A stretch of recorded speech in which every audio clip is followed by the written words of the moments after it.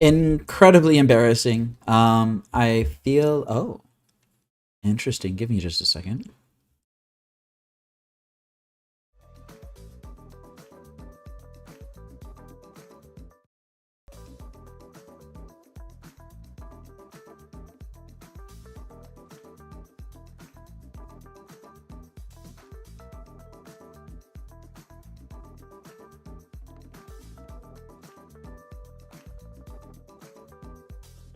All right. Well, I apparently am still figuring out how to do all of this. All right. Let's try this again. Hello, everybody. I am Crex, your host. Thank you very much for tuning in. I appreciate it. I am still trying to get good at Lantern Control. It's a very difficult deck to get good at, but I don't know. I've been playing this deck for 10 years. I'm probably not going to be stopping anytime soon. This is version 3.1.1 of my list. I will be slowly working towards a sort of like long-term support version of this list. One of these days, I'm going to find a version that I'd really like. It really vibes with me. And the 75 will probably be locked in for at least a little bit, and it can be something that I can officially recommend. For now, though, I'm probably only I'm probably only at most 3 cards off of what a final version of this list will look like. I do have some questionable inclusions that I am going to be testing today. The first is I finally brought the third Pithing Needle into the main. That's not questionable at all. But it's at the expense of the Underworld Cookbook, which I have replaced with Cling to Dust. Underworld Cookbook has become a bit of a standard in the traditional lists. I figured I would try Cling to Dust and see how it fares in the same slot. Hopefully Cling to Dust will be a little more flexible at the cost of not being as good at what it does. Kind of in the same boat of the Collective Brutalities, which I will fairly frequently be citing out, but not all of the time. Some other interesting things about this list are the Triple Duress, which is just a staple of my flavor of traditional at this point. I've got a Haywire Mite in the sideboard. There has been a bit of discussion in the server lately about if Haywire Mite is any good, if it should be brought in, if we should just needle it and forget it exists. I'm going to put all of that to the test today by actually throwing one in my sideboard and seeing what situations I think it would be good in. So another note in the sideboard is a Grafdigger's Cage, a second one in the sideboard for those matchups where I really just want 2 of those. We'll see how that performs as well. Other than that, this list is pretty dang close to what I would recommend someone pick up if you were to pick up traditional Lantern Control specifically. There's probably a little bit of flexibility in the interaction, in the sideboard, but if you want to try out my flavor of Lantern Control, this is pretty much it. Not entirely it, not 100% it, but pretty close. It's pretty close. The only things that now I'm looking at these Darkboard pathways and thinking that 2 might be too many. I might actually change that into a 5th fetch and another fetchable or something, but I'm not entirely certain about that. Anyway, I will go ahead and queue up a league, and we'll see how I do with it.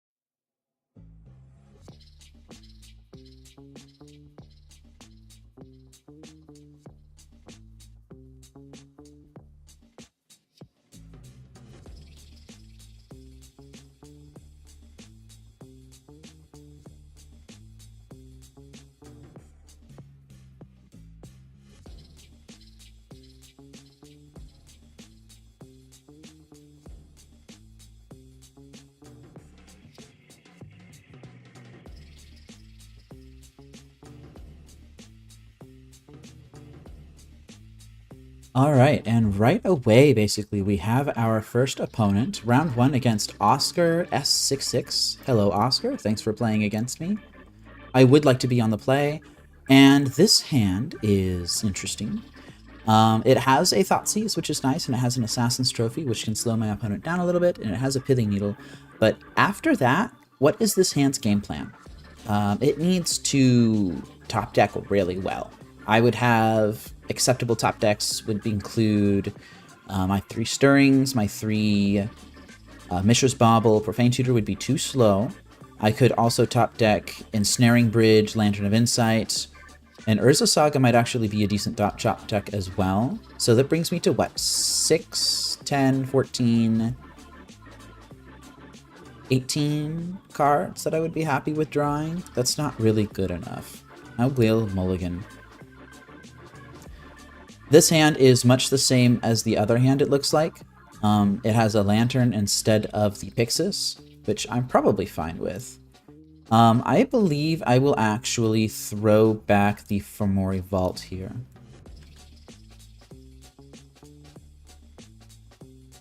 And I will Mishra's Bauble. And I'm actually going to target my opponent since I have no way to guarantee my own consistency here. And this will determine whether I turn 1 Thoughtseize or turn 1 Lantern. That is a Thassa's Oracle. I am turn 1 Thoughtseize. What nonsense are you playing?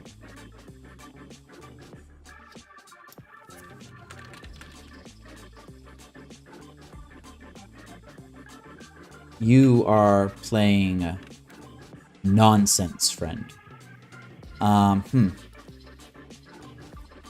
Search your library for any number of non-land cards, exile them, then shuffle. So they are playing Oops something. And these are all just various Oops things. They kept a land that has 3 lands in it, 2 Tamios, a Selective Memory, and a Goblin Charbelcher. I know the Thassa's Oracle is on their top of their deck, and that Goblin Charbelcher can easily hit a Needle. If this deck doesn't run Sink into Stupor, though, I'm going to eat my hat. I'll go ahead and take the Selective Memory.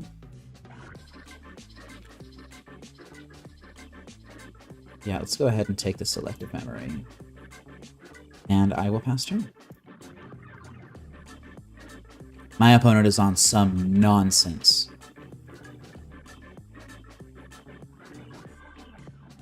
And I think I'm going to suspend Profane Tutor immediately. Hydroelectric something. Now, I could, instead of playing Profane Tutor right away, I could set up a very quick Lantern Pixis lock here. Oh, is that going to be good enough, though? I'm not sure. What would I be grabbing off of my Profane Tutor? Probably, I could just grab a Needle off of Urza Saga and be done with it. I think that's what I'm going to do.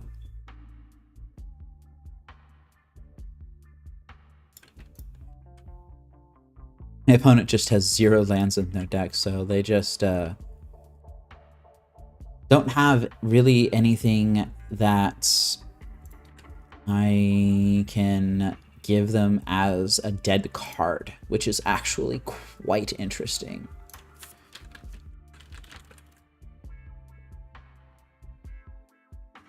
I think I'm going to read some of these cards. Change the target of target instant or sorcery spell with a single target to Hydroelectric Specimen. Alright, so they got a Tamiyo. Selene Vision looks at the top 6. Instant or sorcery. Selective Memory is gone. I think I actually might be able to Saga kill my opponent this game. Yeah, they're playing an Inundated Archive, which is the other side of Waterlogged Teachings. And I do not believe I want them to have this Thundertrap Trainer. Force of Negation is fine, because my plan is not to cast spells.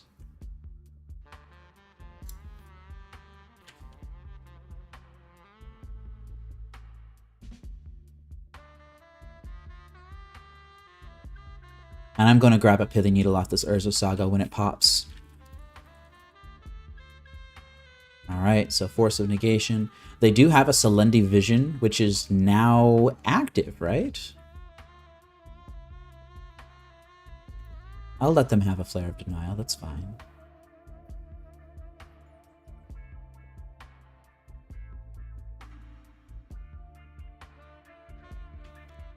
They played Selendi Vision as a land. Are they going to play Thassa's Oracle just as a blocker? I think so, yeah. Yeah, you may look at the top X cards of your library, scry, do the fancy scry or whatever it is. They did leave Flare of Denial on top of their deck, which I find pretty interesting. Let's go ahead and try to kill them now. Do I want this Cling to Dust? I don't not want the Cling to Dust.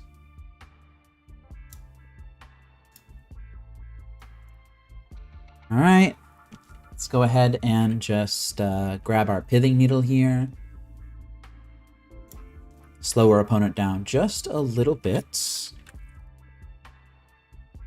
Goblin Charbelcher, very good.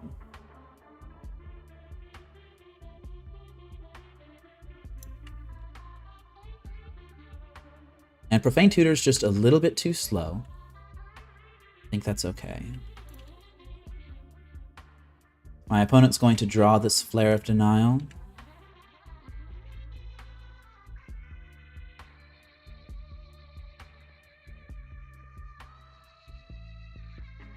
So they still have one land in hand. And it is a bolt land. So they can bolt themselves if they really want to. But I'm not sure what exactly they would play with it. They don't actually have any real consistency in hand now that I'm seeing it. I guess they could pop the Clue. I'm going to attempt to Pixis, knowing that they're going to pop another Clue in response. This is just to slow them down. So Thundertrap Trainer. They played their Hydroelectric Specimen as a land. I'll exile another one. And they'll draw another Goblin Charbelcher, and this will force the Tamiyo to flip.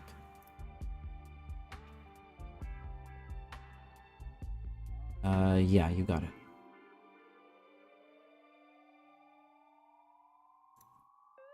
Yep, you got it. Do I even go for the Tamiyo at this point? I cannot make a single attack that kills them, but I can make a single attack that kills Tamiyo.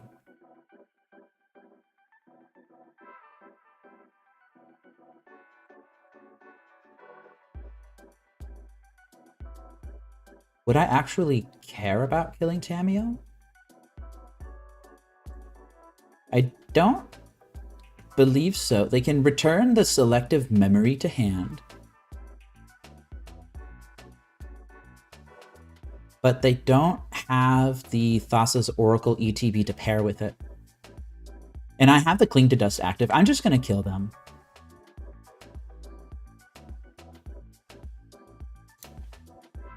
Let's go ahead and kill our opponent.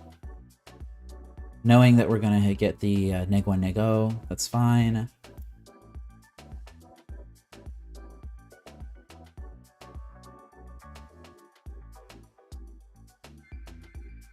Yep, they're going to block there. All right, and this game should more or less be wrapped up.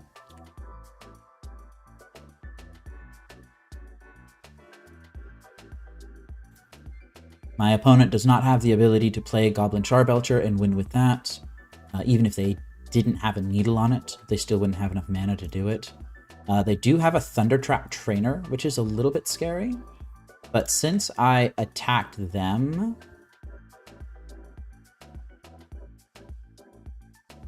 that's actually not going to be good enough.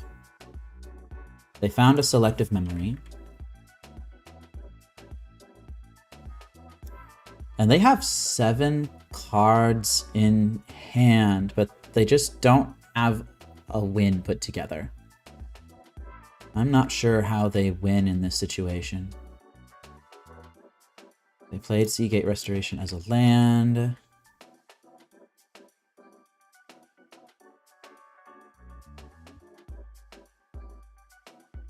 Plus your Tamiyo, there you go. Now, do I want to Cling to Dust the Selective Memory, or do I want to Cling to Dust the Thassa's Oracle? They have 5 cards in hand. Those cards are Goblin Charbelcher, Double Goblin Charbelcher, Force of Negation, Flare of Denial, and Selective Memory. I think I'm going to actually Cling to Dust their Selective Memory. I don't really think this matters. Just kind of want to draw that Mycosynth Gardens. They're like, oh, they didn't counter it with their Flare. Oh, I guess if they countered with Flare Denial, then it wouldn't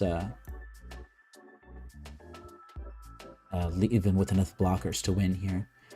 And that's a Sink into Stupor. I kind of don't want them to have that Sink into Stupor. I'll go ahead and play a Mycosynth Gardens here. Let's go ahead and make our lethal attack and get blocked.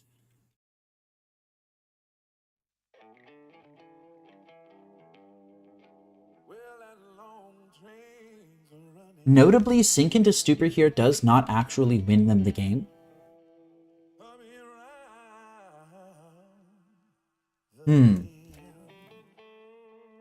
I could just exile it. I think I'm going to just exile it, even though it cost me this Codex Shredder. Oh, and do I want them to have a Preordain? I think I would be okay with a Preordain. They are constrained on mana at this point. Tamiyo is going to pop next turn.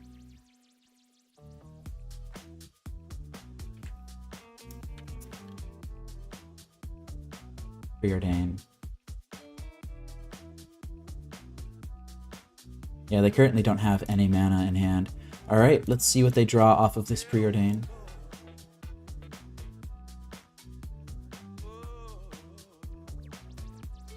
They drew nothing, because they conceded in the middle of its resolution.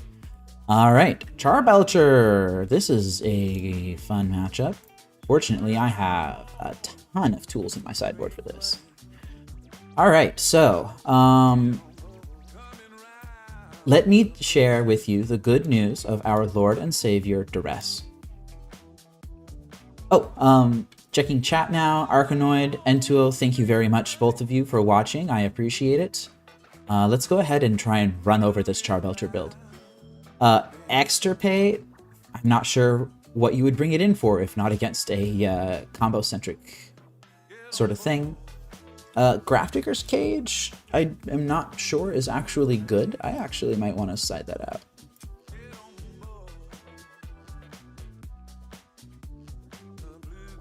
Yeah, Grafdigger's Cage gets out of the deck. What would Grafdigger's Cage actually do?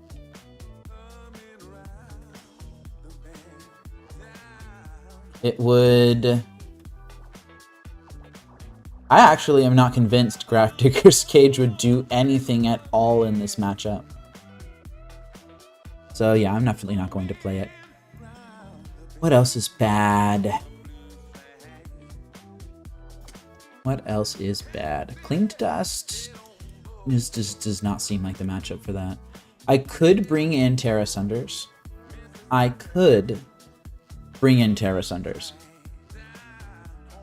just not convinced that Terra Sunders are strictly necessary. Maybe if I find something else that would be worse. You know what I could do? I could side out all of my consistency here.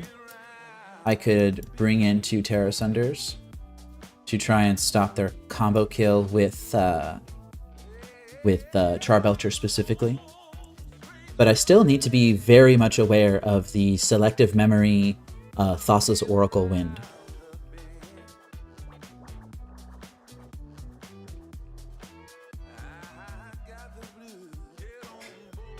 N2O saying in chat that my sideboard alterations mimic what he's about to post in a video tomorrow. Go check out N2O's channel, youtube.com/@ENTUO. Good luck remembering the capitalization for that. You think I want the trophy? I suppose I would want the trophy. Over what, though?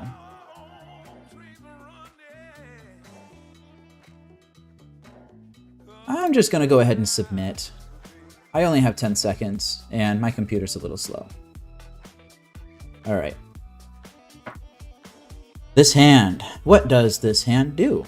This hand, as turn 1 Thoughtseize, turn 2 Brutality, and Terra Sunder to make sure that I don't die.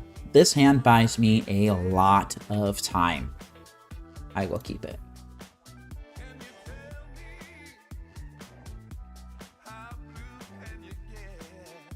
They're not shocking it in. Alright, so this is where the one shock land in the deck comes in really handy. Let's go ahead and grab that Overgrown Tomb, shock it in. They are likely not going to be dealing chip damage to me here. Oh, you know what? I could have sat it out Ensnaring Bridges. I didn't even think about it. Okay, so this hand has a bunch of stuff in it. Commandeer is kind of scary. Goblin Charbelcher is a little scary, given what I see here. Thassa's Oracle, Thundertrap Trainer might actually be what I take. I'm quite surprised that they didn't commandeer this Thoughtseize. They could have exiled a couple of things, I guess. I will take the Thundertrap Trainer. Just don't want them having the additional consistency because their hand, as it is, its only game plan is Charbelcher after drawing enough lands. Take the mana, N2O says. Take the mana. Wow, as much of I like the aggressive mana denial plan, I am not entirely convinced that I have the ability to support taking the mana. Well, it would have been funny. I will not lie, it would have been very funny. I'm going to Stirring, see what I hit. If I hit a Lantern, that's great. If I hit a Blooming Marsh, I don't think I need to take the Blooming Marsh, but I also don't really have anything else going on in this hand. Alright, let's go ahead and play that Blooming Marsh. Play Pixis. And take the card that they left on top with Thassa's Oracle. Sink into Stupor. Go ahead and fix that hand up.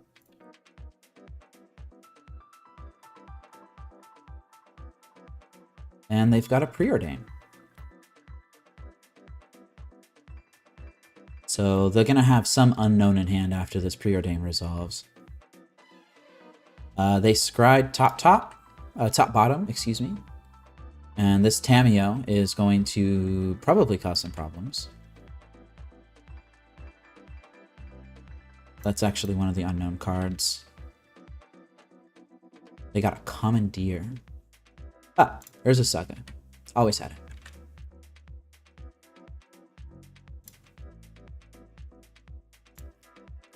Well, I'm not really worried about the Goblin Charbelcher at this moment because my opponent just... They don't have the mana to win with Belcher right now. And I had double Stirrings in hand. I was sure that I would find something. And I did find Urza Saga here. I actually also have Tear Asunder for... We'll go ahead and do it like this. I have Tear Asunder for the Belcher if that ever hits play as well, even though my opponent does have Commandeer, which is going to be my target for this Brutality if they allow it to resolve. But if they Commandeer this Brutality, then they're going to take... They're actually just going to be left with Belcher in hand if they do that. So that doesn't seem wise for them to do. They could take my Terra Sender, though.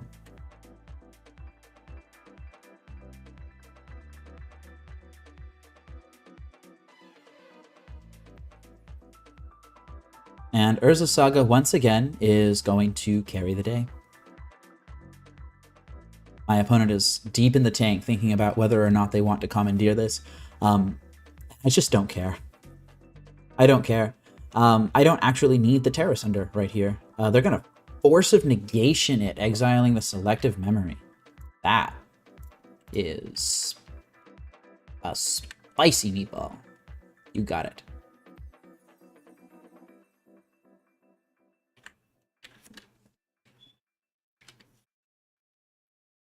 Now I'm genuinely curious as to whether or not my opponent can have enough cards in hand for the Commandeer to matter.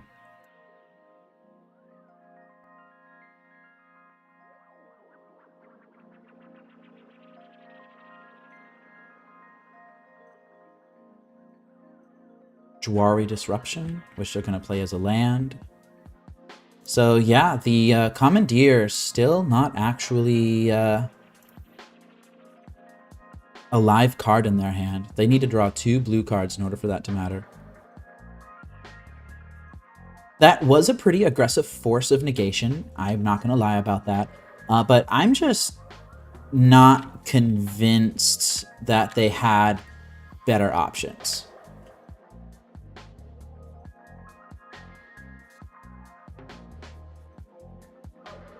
So let's go ahead and play a Mycosynth Gardens.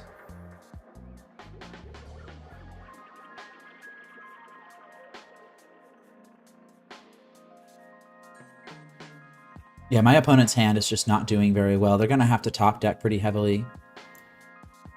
And I'm not even going to bother with... Ooh, I should not have passed there. Dang it. I should have played a Pixis or a Shredder or something. Now I'm not going to be able to eat their Thassa's Oracle.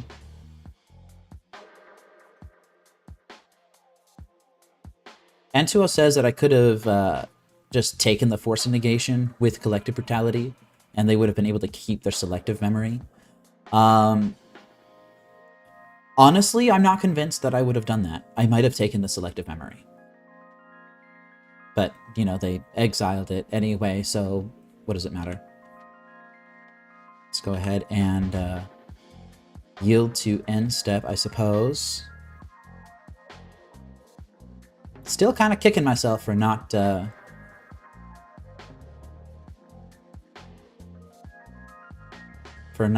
playing out the Shredder or the Pixis last turn. It was just a very obvious punt. They did scry top bottom with Preordain. They're going to go ahead and flip Tamiyo.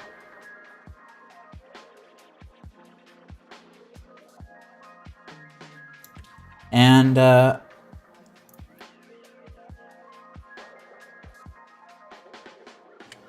do I just kick Terra Sunder to kill this Tamiyo?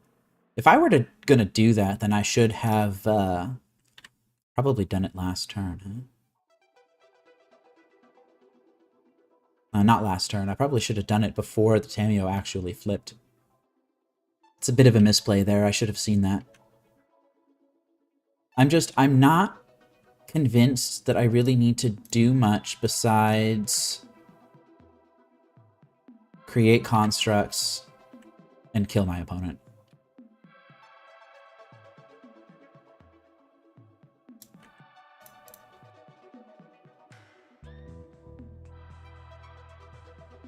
I'm not even going to grab a lantern here.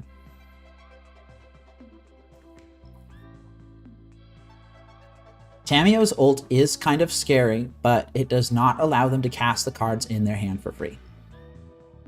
They're still going to be constrained by mana if Tamiyo's ult happens. I think I will grab a Pithing Needle and just uncounterably handle Goblin Charbelcher, which is what they're working towards now. Tamiyo can be handled by my creatures if I really wanted to.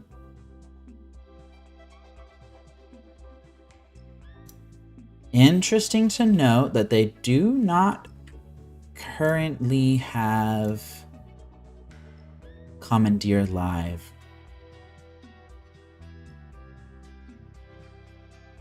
I think I'm going to play out my mill rocks. I think the time for Terra Sundering that 𝗟𝗡𝗩𝗘 has kind of left. And I will... I think I'm just kind of priced into attacking the 𝗟𝗡𝗅 here. They don't likely have another 𝗟𝗡𝗅 in hand. Although they have done a little bit of digging, and they're going to do even more digging. Yeah, they're just going to go ahead and block there.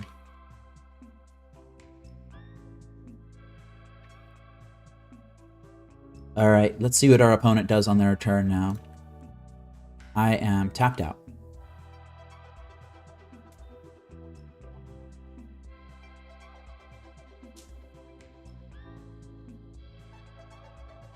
I could just kill 𝗟𝗡𝗅 next turn if they don't play something big here. That is a Goblin Charbelcher. So they have Commandeer and 2 Unknowns in hand. My worry with playing the Terra Sunder now is that they probably have Commandeer live. Like, I couldn't imagine that they're going to grab the Preordained. They still are digging for more pieces. Yeah, you got it. 𝗟𝗡𝗅's not a concern anymore. So they got Preordained.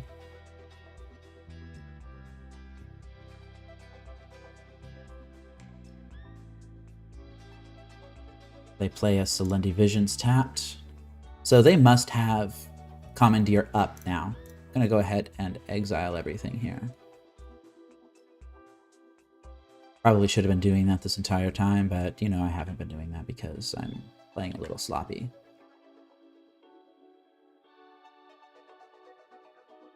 That's a land. That's not very good. Well, I'm not going to take 𝗟𝗡𝗅 because I don't think that 𝗟𝗡𝗅 is the problem here. I can still kill my opponent in a couple of turns. So I'm going to do that.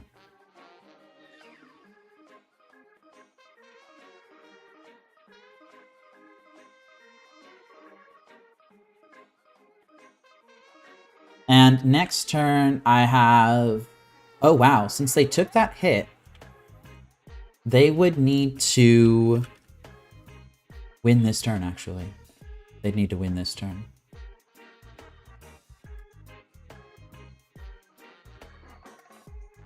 If they drew... Oh, nope, that's not good enough now. I was thinking if they drew exactly Selective Memory into Thassa's Oracle, then they've got it. Surely they have more than one Thassa's Oracle.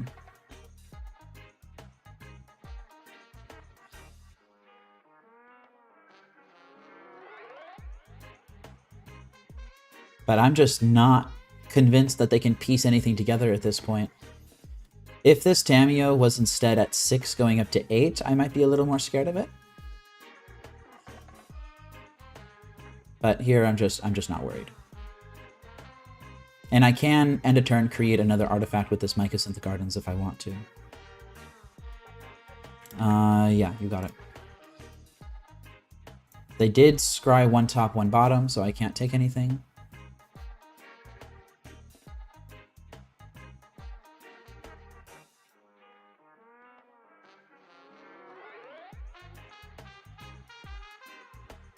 They do have pitch counterspells. But I'm not really planning on casting any more spells this game.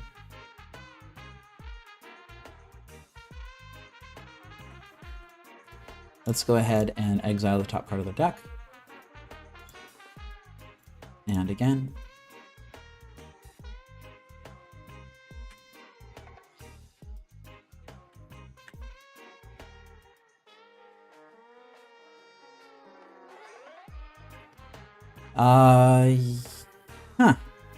Let's go ahead and just swing for lethal, see what happens.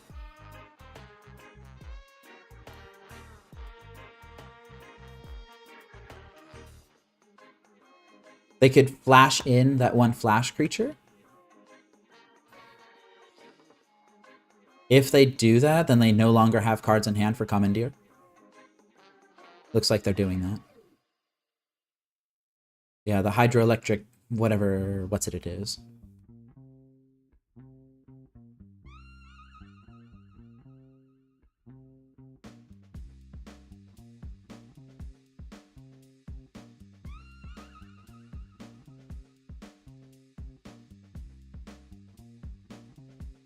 It's a sink into stupor. You got it.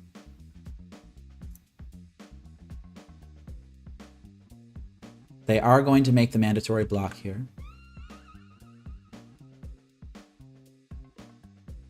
And now I will fetch up a swamp, hopefully, if I haven't exiled all of them. All right. And let's go ahead and, while they cannot commandeer, let us needle Tamiyo. Do I want to needle Tamiyo? Or do I want to needle Goblin Charbelcher? I think I'm going to needle Tamiyo in case my construct goes away. And let's go ahead and just tear asunder the Goblin Charbelcher now. They would need exactly Force of Negation in order for this to do anything. Yep, they don't have exactly Force of Negation. And I will exile the top card of their deck just to send a message.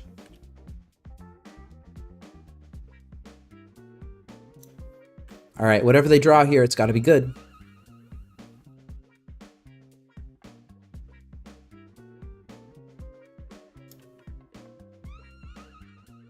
Whatever they draw here has got to be good.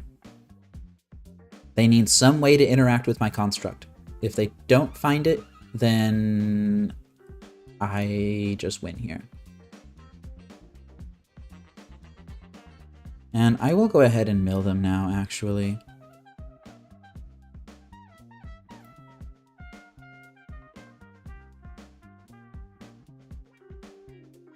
Yeah, that's a Seagate Restoration.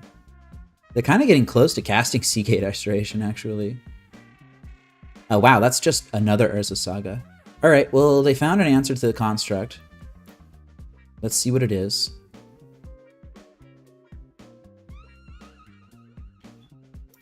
It's just a chump blocker. All right, that's fine.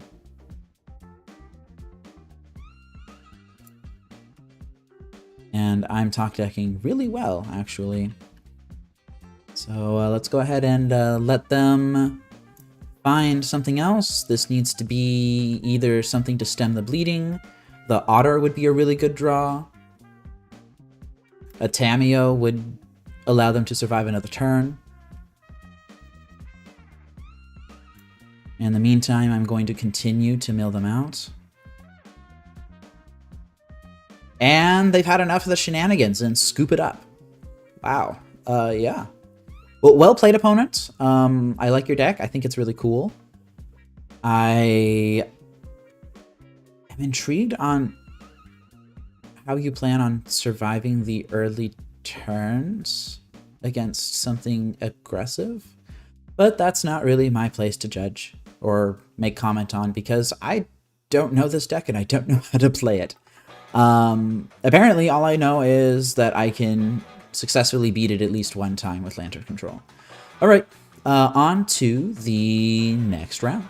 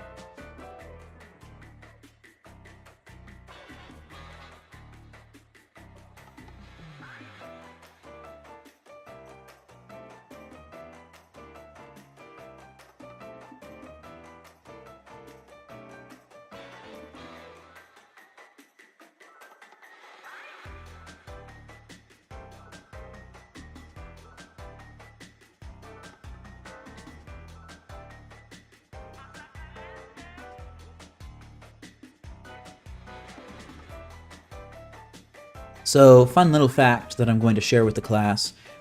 Those who have been tuning in every single time I stream may have noticed that I have a habit of losing the first match in a stream.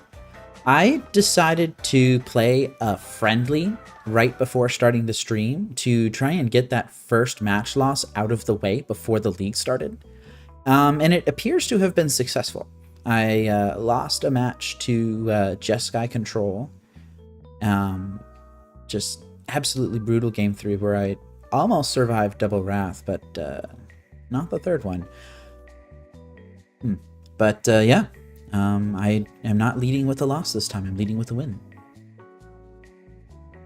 Let's go ahead and get started on round 2. I am playing against 𝗟𝗜𝗩𝗘. Hello, 𝗟𝗜𝗩𝗘. Thanks for playing.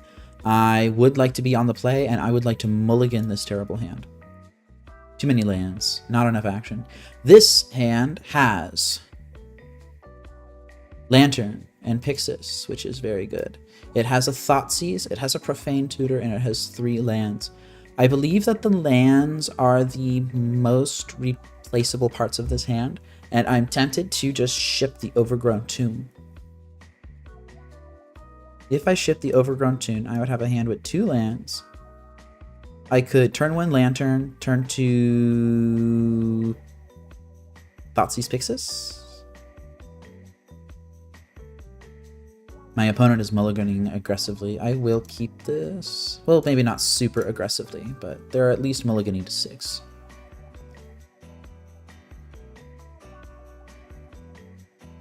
Given how much time they're taking on it, I think that they're going to keep 6. Do I go super aggressive and go with turn 1 Thoughtseize? My opponent has not revealed a Jegantha, so I don't think I will. Actually, I think I'm going to go turn 1, Verdant Catacombs, fetch, find a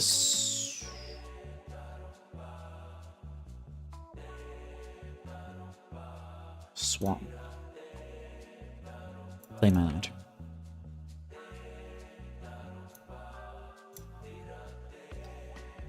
A Revitalizing Repast. Oh, I should know what deck this is. This is Necro, isn't it? I'm playing against Necro. You may have a Revitalizing Repast. Yeah, it's got to be Necro.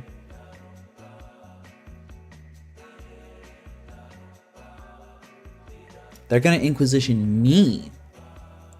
No, you don't understand. Only I get to play the discard spells. Only I get perfect information.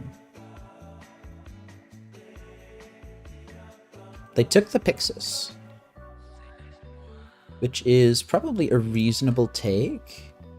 Knowing that my opponent is on Necro, they don't have any relevant plays until turn 2. No, turn 3. But if I play Profane Tutor, my opponent Inquisitions me again, they take my Thoughtseize and then slam Necro, that's going to feel really bad. So I think I'm going to Thoughtseize here.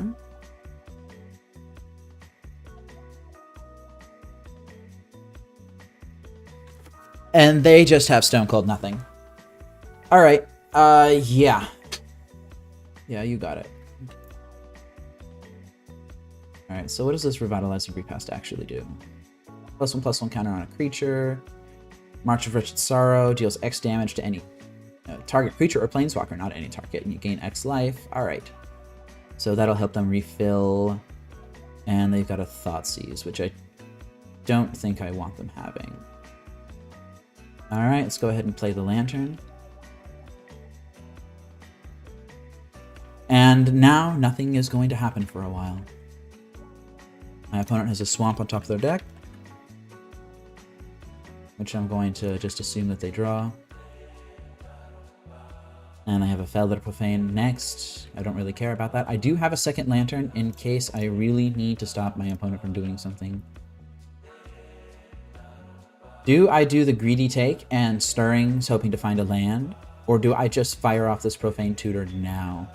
I think I'm going to fire off the Profane Tutor now. I don't really need a third land at this point. I suppose I could have also taken a mill rock, but whatever.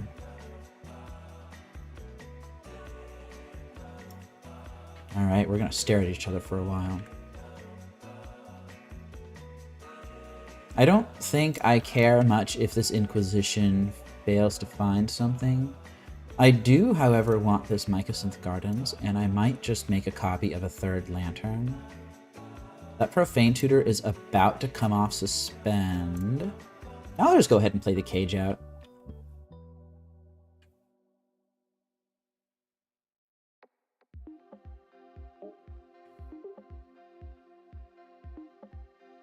Alright, my opponent's hand is pretty dead.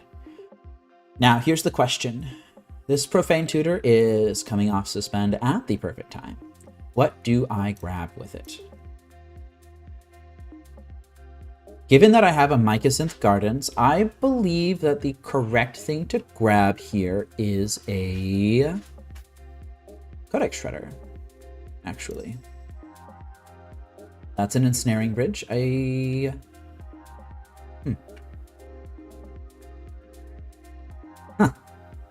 going to play Shredder. This is a kind of poor timing for that Ensnaring Bridge, I think. And this Orcish Bowmasters is an 8-turn clock. If I cannot find an answer to Orcish Bowmasters in 8 turns, then what am I even doing?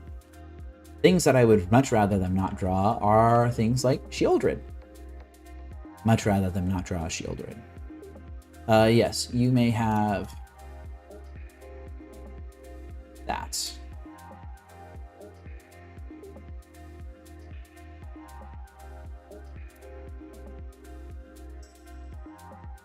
Alright, let's go ahead and mill ourselves here. That Revitalizing Repast will actually make it a faster clock. That's quite interesting. Let's go ahead and copy the Shredder.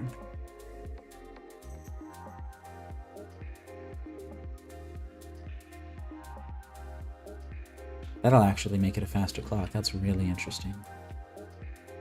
Maybe I shouldn't have let them draw the Orcish Bowmasters. Maybe I was being just a little bit too aggressive. I'm gonna take any land. Oh. Alright, yeah. Ensnaring Bridge, 2-hand. Fortunately, my opponent does not have another discard spell in hand, but I really need that third land now. Let's see if they actually cast the Revitalizing Repast on their own Bowmasters aggressively. I think that's the correct play.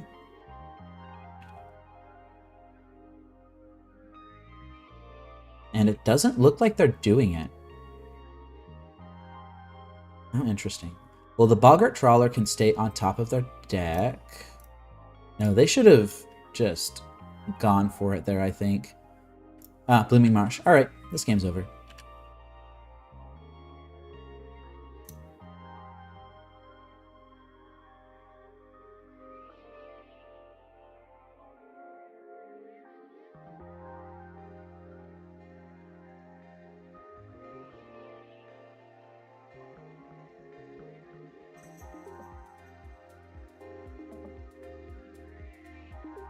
My opponent being very kind to exile my graveyard for me so that I don't have to do an additional click with my Shredders.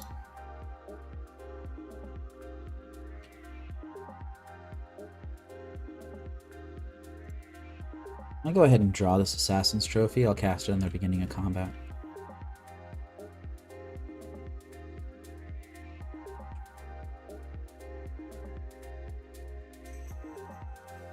Cast it on... Doesn't really matter what I cast it on. I don't think so.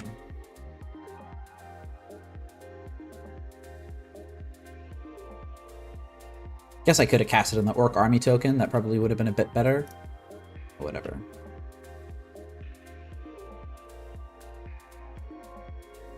And I will mill my opponent once, and I'll keep an additional Shredder up just in case I need to.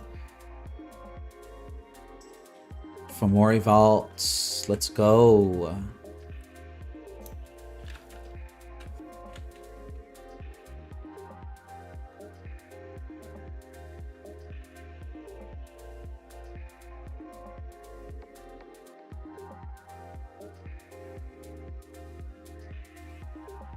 I had a very bad time playing against this on a blue-black fairies list. I think I'm just going to treat that like it's a hit.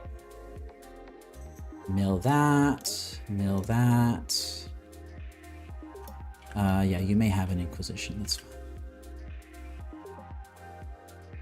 I could spin this Verdant Catacombs into an Urza Saga. I think that's fine.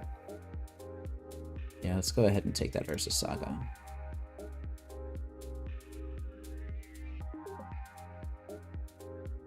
Fomori Vault, not super relevant here. Excellent. My opponent sees the writing on the wall. Wonder why it took the Urza Saga for them to do it. Okay, so I am on round 2 against Mono Black Necro. I do not have... I no longer have the Underworld Cookbook in my deck, which means that I need to be a little bit more careful about how I sideboard. I do, however, have Cling to Dust in my deck, which hopefully will help. Collective Brutality. What does this card do? This card can take, I don't know, like a Soul Spike or something. I don't really think that that's particularly good.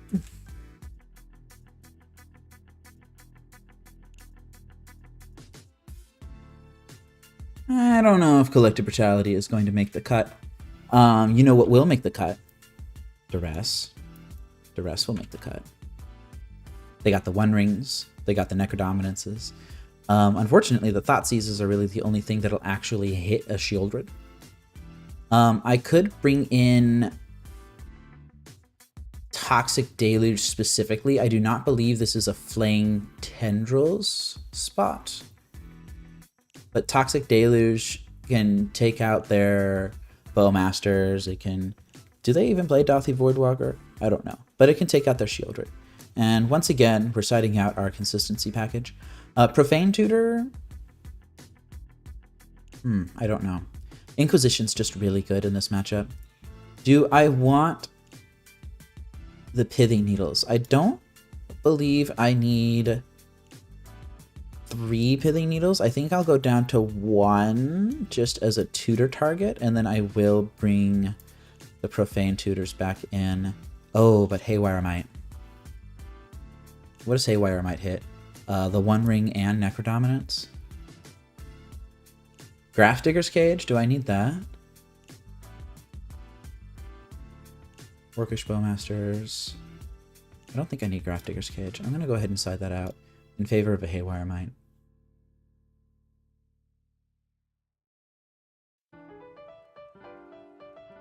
I'm going to have to review my recording later because I feel like that might actually be the basis for my sideboarding guide for this matchup. Okay, what does this hand do? This hand has a quick bridge, it has a quick lock, and it has a Profane Tutor. This is a keep. It does not, however, have a discard spell. Fortunately, it is resilient to 1 Inquisition. Let's see what my opponent takes. That'll inform me about what the rest of their hand looks like, I think.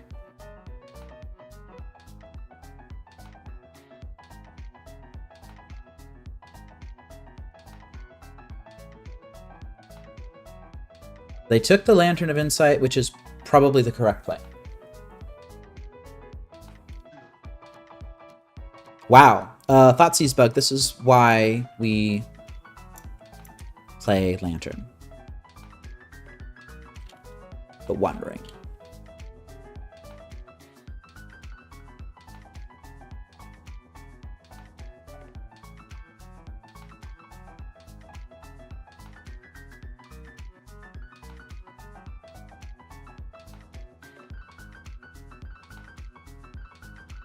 So I don't have the luxury of, oh, Haywire Might. Okay, yeah, sure. I don't think I currently have the luxury of worrying about the Meat Hook Massacre right now.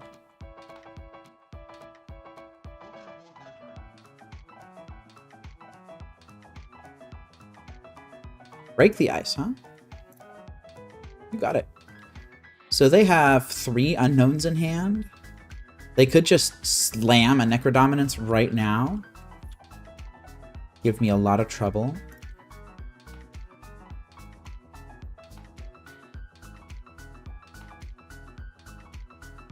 I'm not going to draw that Inquisition anyway, so don't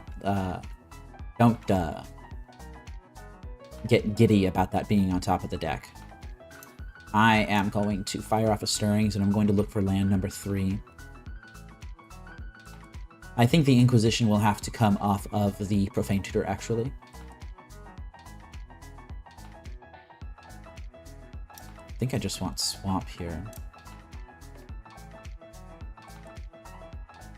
Now, do I want to play Haywire Might and then play Pixis? My opponent likely has, I know they have a One Ring in their hand. But if I hold up this Haywire Might for forever, then I'm just gonna, yeah. I think I am going to play the Pixis. My opponent will be able to play around Haywire Might and be able to draw a card with the One Ring. This Break the Ice is just completely irrelevant.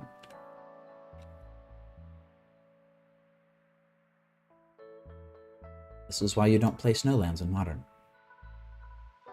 Unless you're playing specifically Spread, I guess.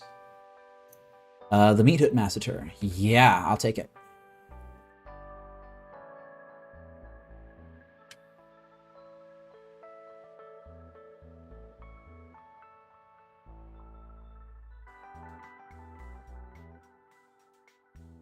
Now I know that my opponent has the One Ring in hand.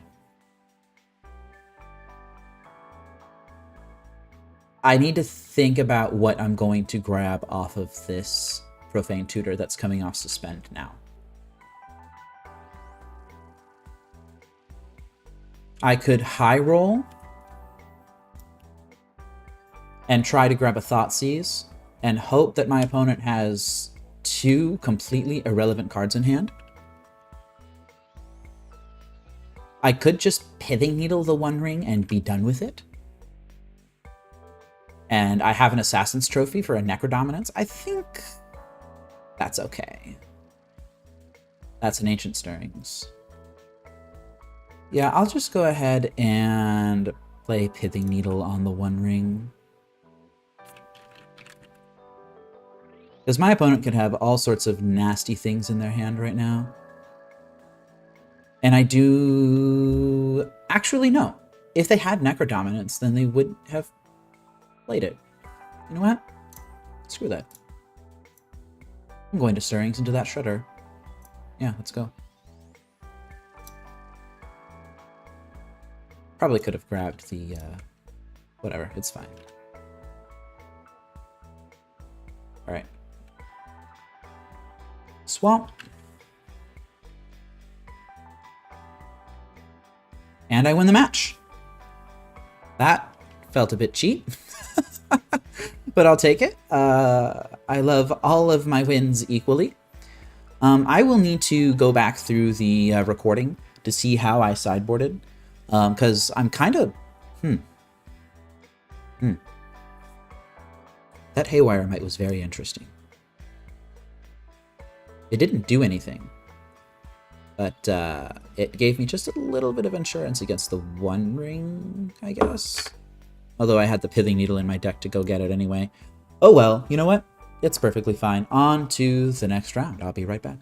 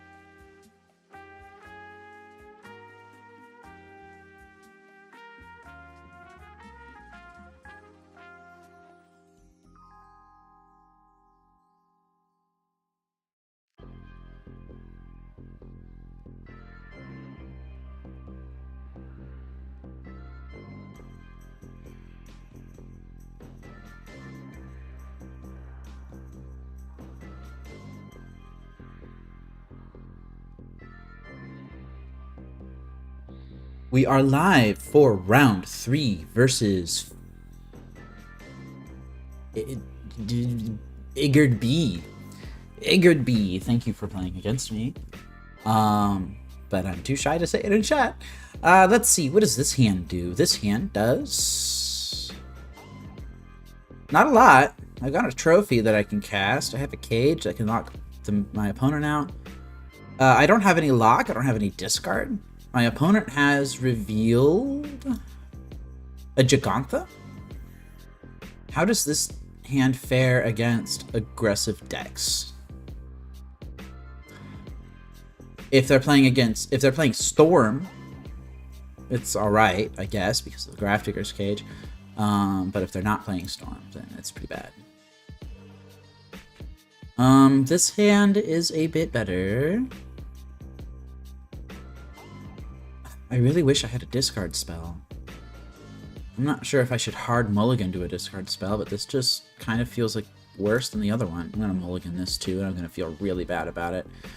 I'm gonna keep this. I will bottom the Brutality and a Shredder. Yeah. Feels bad, man. I'm not sure how correct any of that was.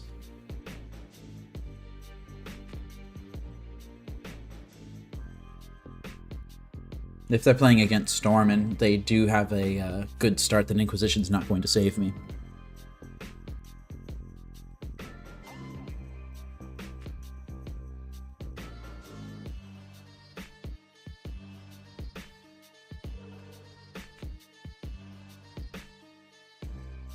My opponent is eating time on their clock. I wonder what they're doing. Are they double queuing? And it is Figured B. Figured B. I figured B too. Windswept Heath. Are they playing Domain Zoo? Or is this just a fetch? Okay, yeah, it's just a fetch for Ocelot. Alright, that's fine. Well, this hand has a bridge in it. All it needs is the third land. But this Ocelot Pride is going to cause some problems. Oh, well, there's the third land. Alright. Let's go ahead and take their next play.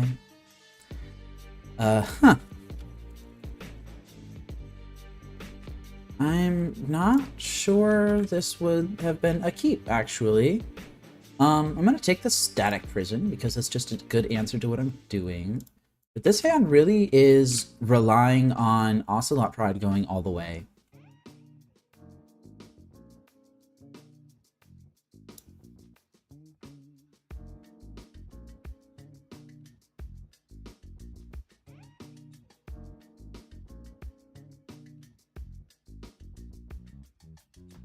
I just feel like they had better 6s than this 7.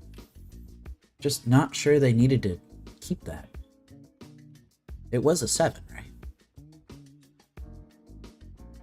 Yeah, it was a 7. That's the Ether Hub.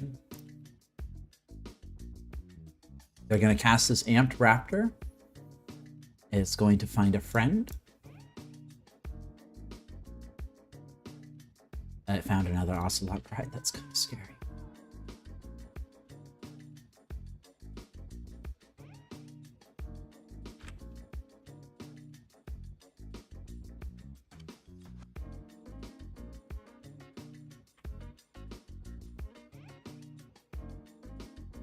That's bad. Not gonna lie, that's really bad. I don't know if I'm gonna win this because of that.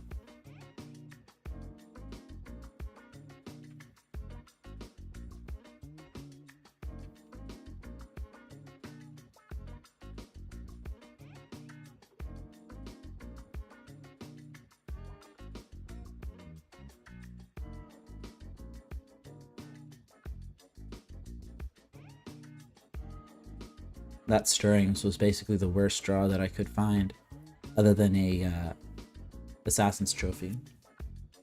But I do play 3 of them, and sometimes you just have basic Swamp Stirrings.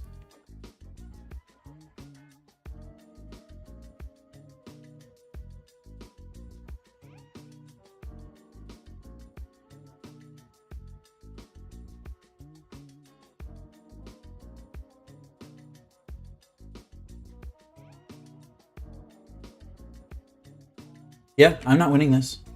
They're about to get the... they're going to get the City's Blessing next turn, not this turn. Oh wait, nope. That's the City's Blessing. Yeah, sure. How? 1, 2, 3, 4, 5, 6, 7, 8. Oh, I see. I miscounted. All right. Well.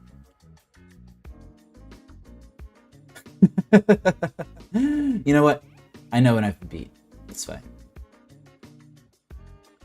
All right. So, first game loss. Let's try and turn it around. Now, what does my sideboard guide say for this matchup? My sideboard guide says that I should side out my Mishra's Bauble and Profane Tutors, bring in Bloodchief's Thirst, Flaying Tendrils, Toxic Deluge, and a Haywire Might? How do I feel about that plan? I want to keep in my Grafdigger's Cage as an answer to Flage. I think I'll go ahead and do this. Yeah, it turns out Ocelot Clyde was just strong enough to solo that game. What an insane one drop.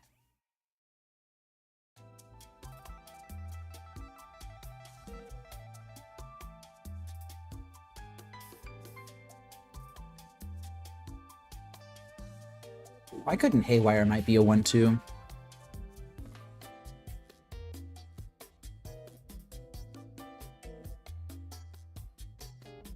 They made Guide of Souls a 1-2. Why didn't they make my boy Haywire Might a 1-2?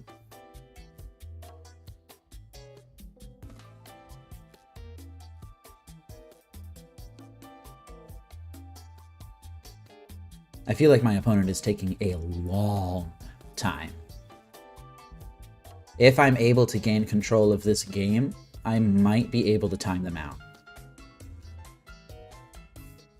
Like, I showed them my Codex Shredder. Please respond. Just, Yes, my deck is submitted.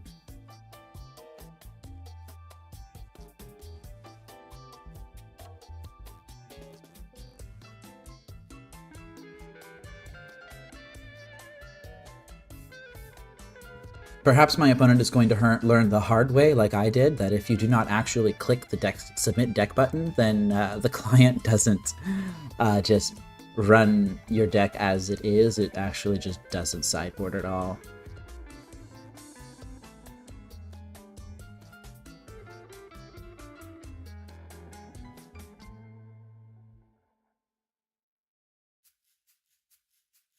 "21 seconds. There we go. I would like to play first. Thanks for asking. Okay, let's not mulligan to Oblivion this time, yes?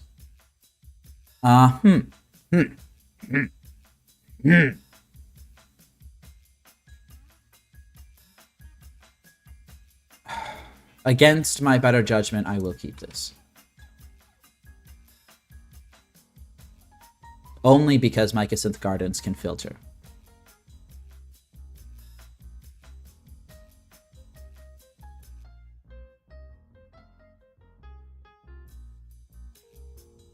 I can just see a lot of ways in which I fall behind playing something like this, though.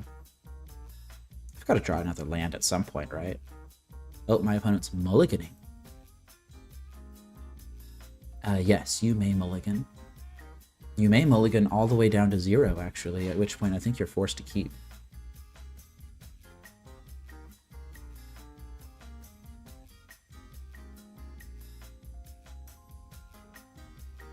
I wonder if there's a deck that actually has a legitimate strategy like that.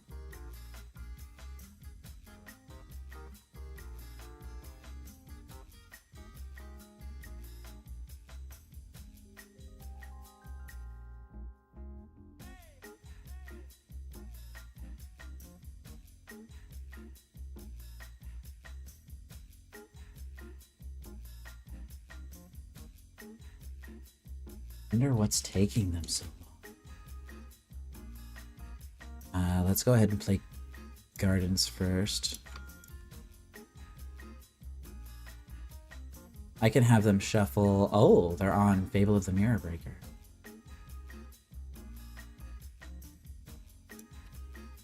Keeping in their Galvanic Discharge, just not sure if that's correct.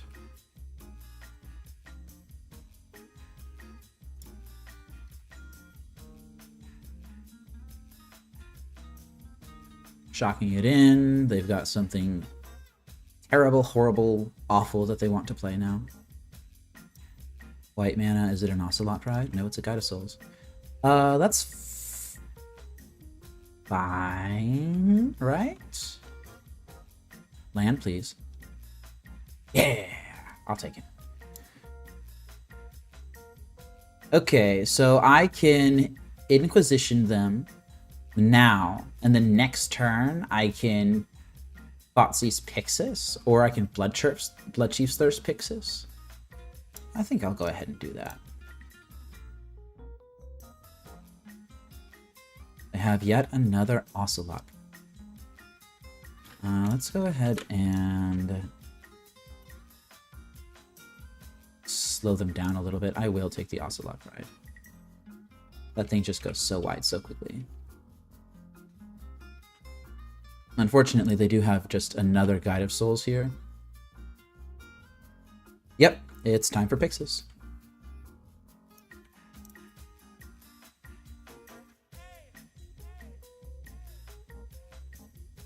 Oh, but they do have to fetch with this Windswept Heath if they want to cast Guide of Souls and Ocelot Pride this turn. I wonder if they end up doing that. They do that. That is a Blood Moon. I don't know if I'm ready for a Blood Moon.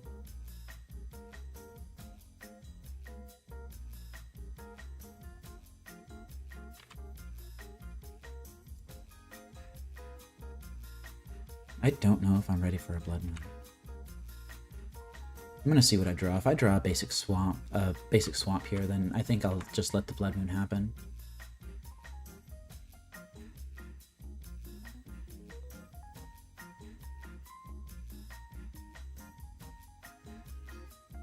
They are gonna go ahead and make their beastie bigger.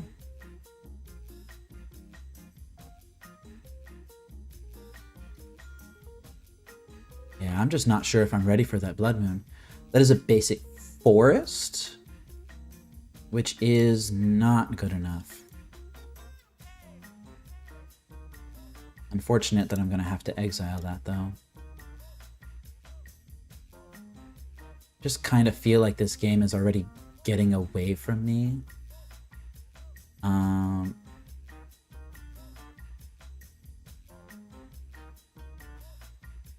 Play the Ocelot Pride.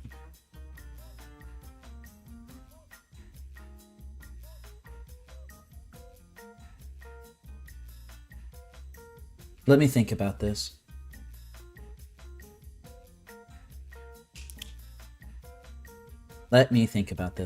I'm going to not draw that Assassin's Trophy. I have a Bloodchief's Thirst in hand that can handle the Ajani.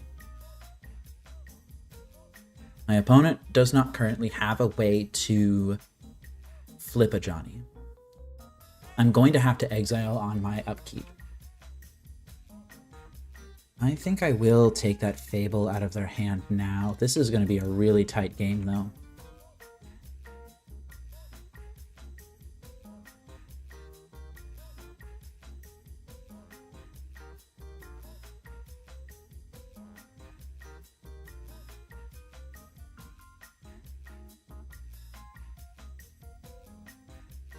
This is going to be a really tight game.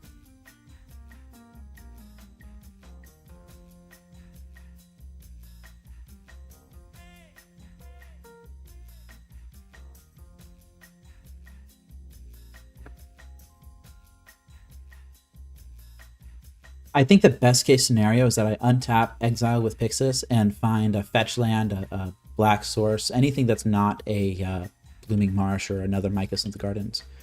I think that's my best case scenario. I'm actually not sure if I'm winning if I don't do that.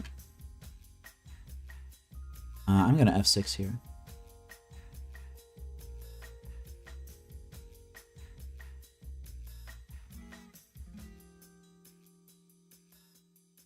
3, 4, 5, 6, 7.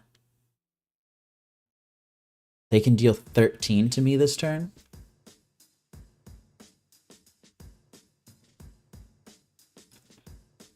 Yeah, I need an untapped black source right now. It can be a fetch land.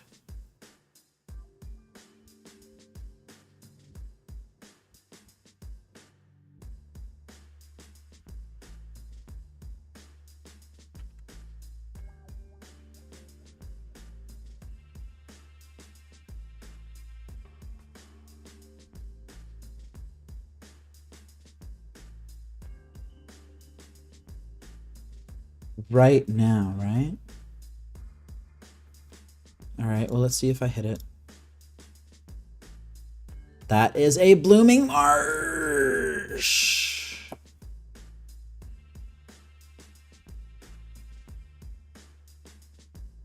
So what would happen? I would eat shit. Yeah, I need to shuffle. I need to hit an untapped black source. That's not it. All right. Wow, I just got steamrolled by red-white energy. I kept hands that were too shaky, I think. I'm going to... I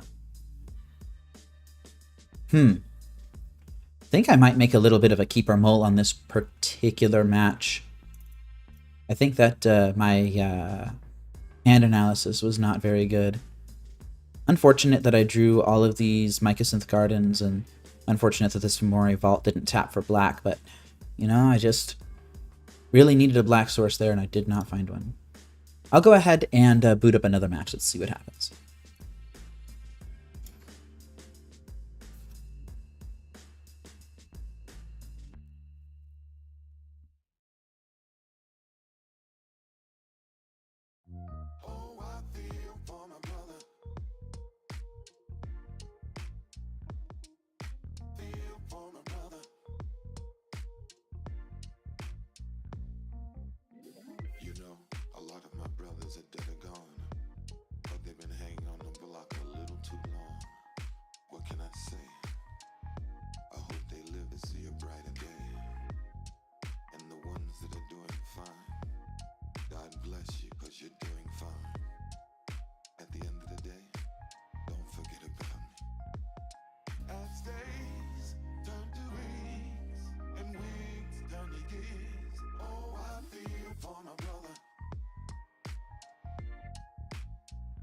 I'm just thinking about that. I'm thinking about that game. That last game. I'm not sure that my sequencing was wrong, but I think that I need to be more comfortable with mulliganing aggressively, especially against the Boros Energy matchup. Just don't need all those cards in hand. Okay, we are on round 4 versus Mozzie. What does this hand do? Stone Cold nothing. I'm gonna mulligan. What does this hand do? This hand at least has a bridge in it.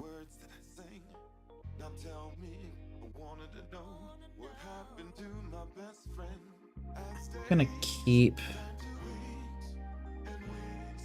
It does have trophy in it, so it will give me a little bit of time. And I'm gonna... Do I... Oh, this is really tricky, actually. I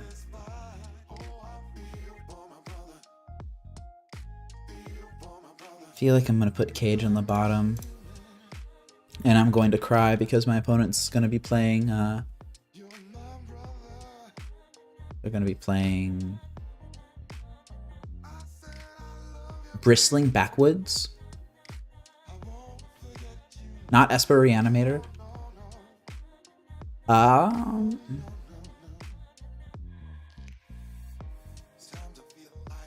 pretend to be Necro for a second. And then I'm just gonna... What on earth are they doing?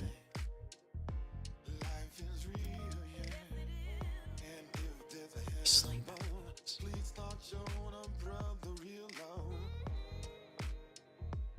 Well... I hope it's obvious that this Assassin's Trophy needs to hit this Urza's Saga. I have a feeling that they are on some sort of amulet list. Amulet Titan, maybe. Just bristling backwards. They must have some sort of infinite combo with that. Malevolent Rumble. Finally get to see what they're doing. The One Ring Amulet of Vigor. They chose the amulet. Okay. And an Echoing Deeps on Urza's Saga. Dude, this is brutal.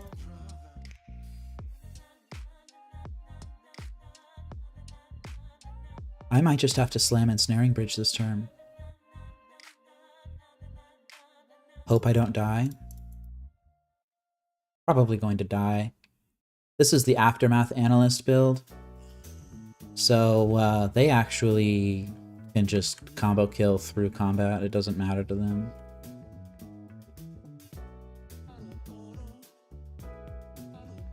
In fact, I think they're just going to combo kill right now. Let's go ahead and let them do it.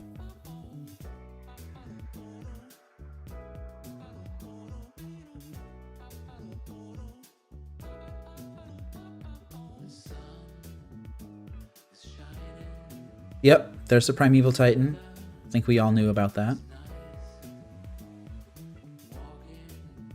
They're gonna grab what? Urza's Cave, and oh, they're gonna grab Mirror Pool.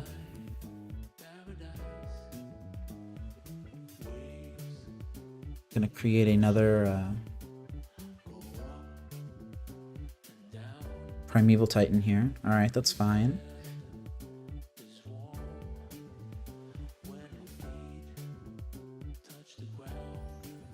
Interesting. They get to return 2 lands to their owner's hand. That Urza's Saga, which is an Echoing Deep actually, gets to return to their hand. And they get to make a copy of Mirror Pool, I guess. Just not sure how good that is. Okay. No, I'm not going to look.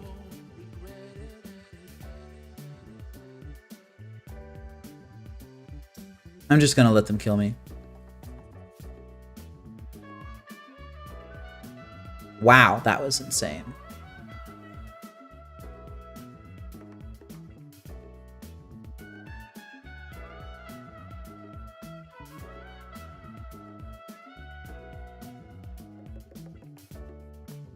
Alright, so they're going to make a ton of mana here.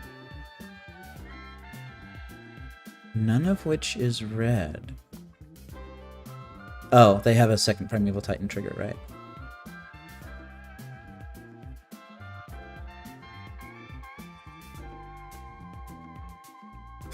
Lotus Field. Yeah, you got it. These Amulet Titan lists are just getting more and more insane by the day.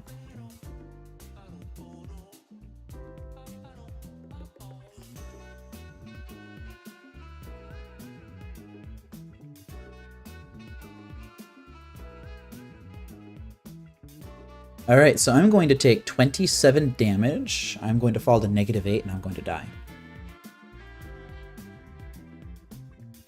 Alright, well that was interesting. Let's go ahead and begin sideboarding here. Now my opponent has Besejus, obviously. These Pithing Needles are going to be working overtime. I feel like Assassin's Trophy to answer a rogue Primeval Titan is probably going to be pretty good. They have One Rings, and Terra Sunders are just another instant speed answer to things. Extirpate could be good. I'm going to consider it.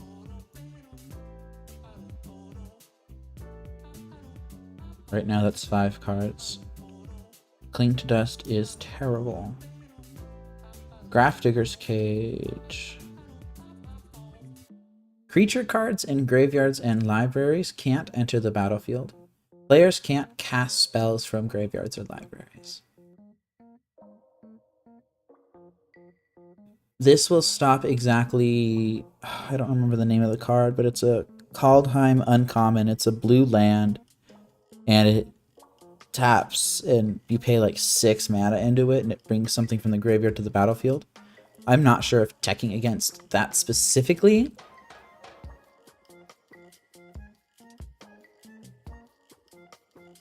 Grafdigger's Cage doesn't stop lands from re-entering. I don't even think that they play a Dryad Arbor. I don't think that matters.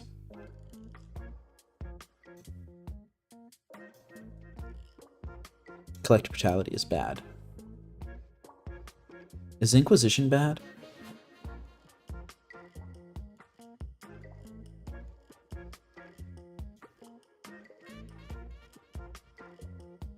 Inquisition can grab that little creature.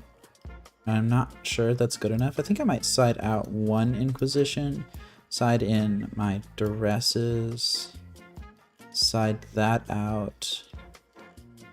Might actually side out both of these. In favor of what?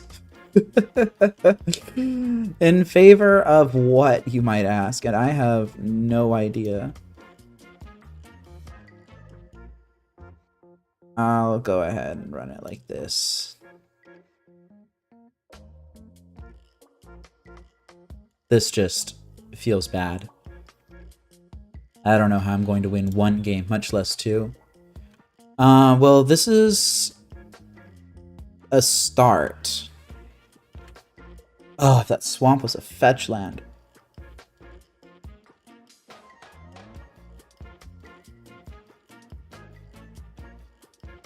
I'm going to keep it. I'm just going to hope to draw us into a second land, I think. A third land. I'm going to play a Pixis here. My opponent doesn't... Oh. They do have relevant turn 1 plays. They could play a turn 1 Amulet of Vigor. Yeah. Well, I ran right into that, didn't I? That's an Urza's Saga. Well, let's go ahead and Thoughtseize our opponent here. They're likely going to be resilient to this, but let's at least give it a shot.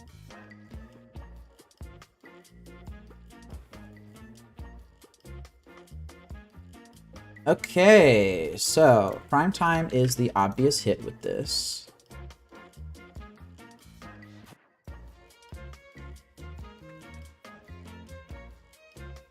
But they also have a Spelunking, which they can cast.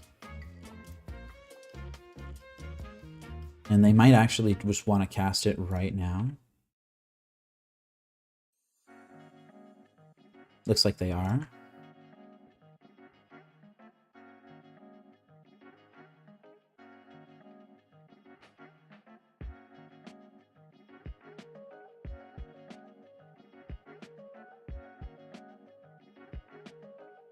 They just put a forest into play.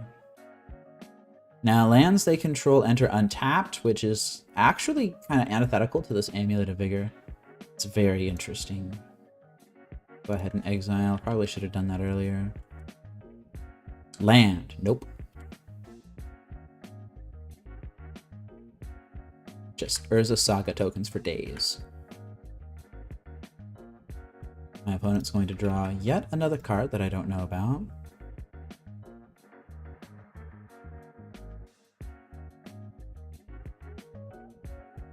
I'm just making sure here. Amulet and Spelunking is a Nomba, right? I guess we'll find out when they play a land. Because the land doesn't enter untapped. It's the Otawara.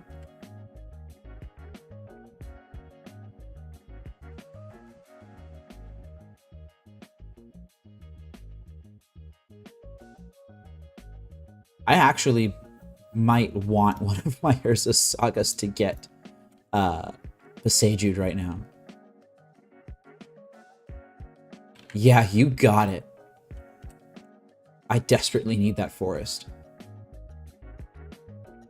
Do I want an Overgrown Tomb? Yeah, I'll take an Overgrown Tomb.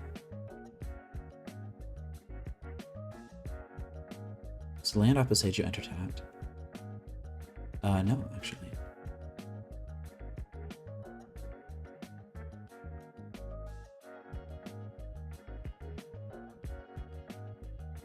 Now, here's something interesting. Do I hold open Terrace Under? In case they play, I don't know, like a One Ring or something? Or do I fire off an Ancient Stirrings here? I think I'm going to get my attack in and then decide, just because that's going to be a guaranteed thing, right? Huh. I think I'm going to wait.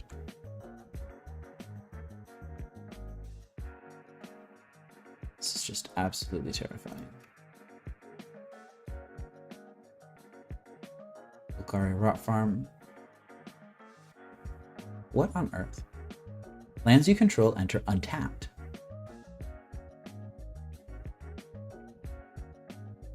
But did they choose to have one thing apply and not the other?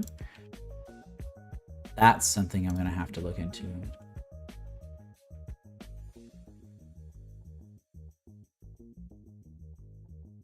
They're going to bring Ottawara to hand. They're going to cast something big.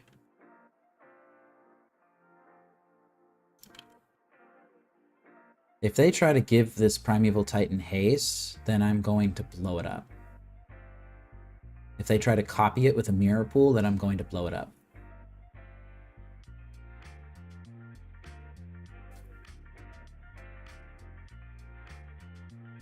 I don't have the Golgari Rot Farm anymore. They have an Ottawara.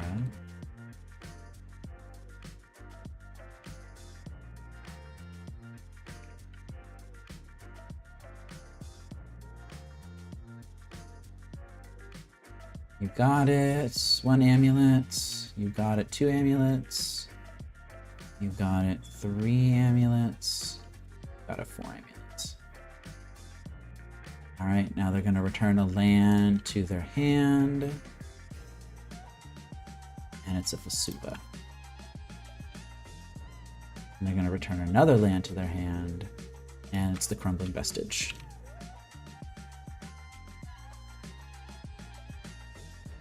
And they just have another Primeval Titan. Holy jeez, man.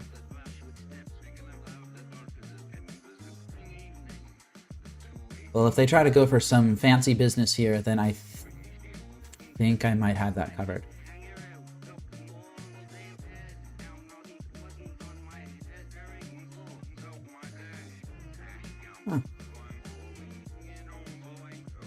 Huh. Yeah.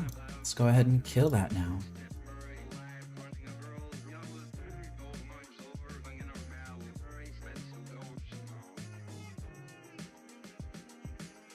Interesting. The Hanweir entered untapped. But the... Oh, that's so interesting.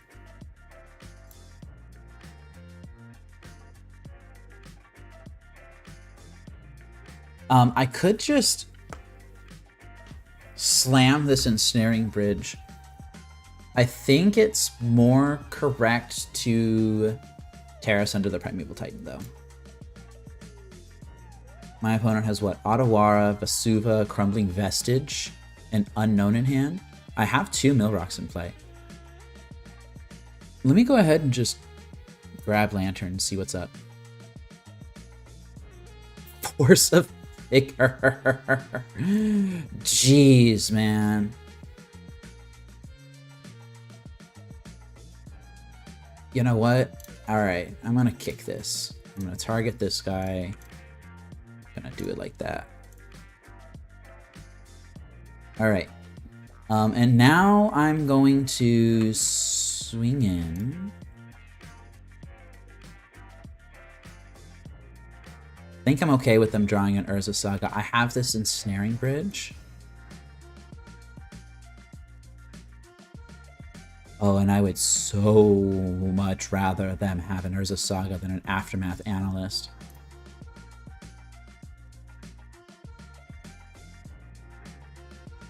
In fact, oh, that's a 1 ring.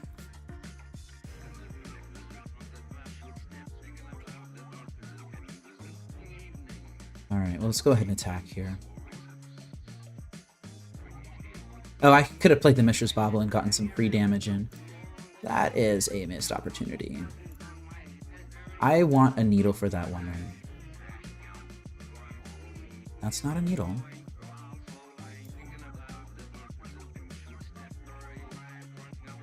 That is an ensnaring bridge. I don't want them drawing the 1 ring.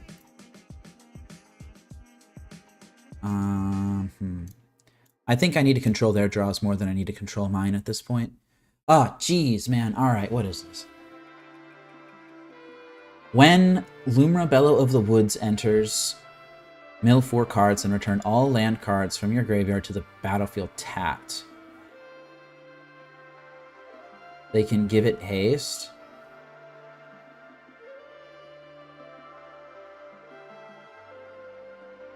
Just gonna play an ensnaring bridge.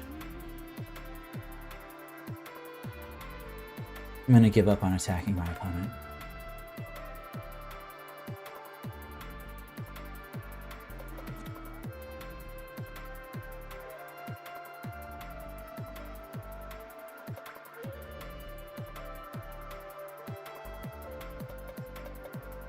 Probably should have drawn the ensnaring bridge here because my opponent has an Otawara in hand. But they can Vesuva their Gruul Turf, bounce Boseiju. Kind of have an answer to everything.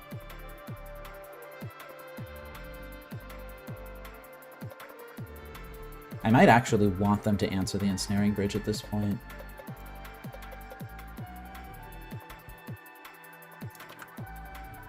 Dude, just genuinely no idea how the interactions with Spelunking work. I'm sure my opponent has figured it out. They got the blue. They're gonna bounce my ensnaring bridge. I'm gonna play their Lumra first.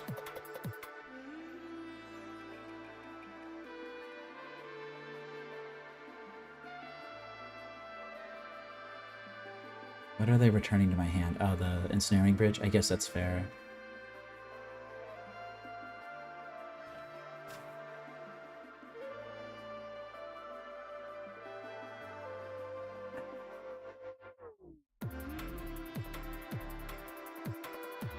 Dude, I'm just not exactly certain what to do in this situation. I'm gonna let the ensnaring bridge return to my hand. I just think my opponent is getting ahead here. I don't know if it's even correct to let them have the Golgari Rot Farm. I don't think it is.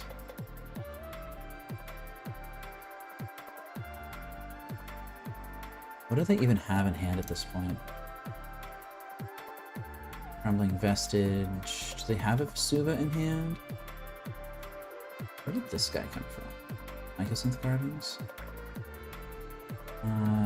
Yeah. I think I'm just gonna auto-yield to this.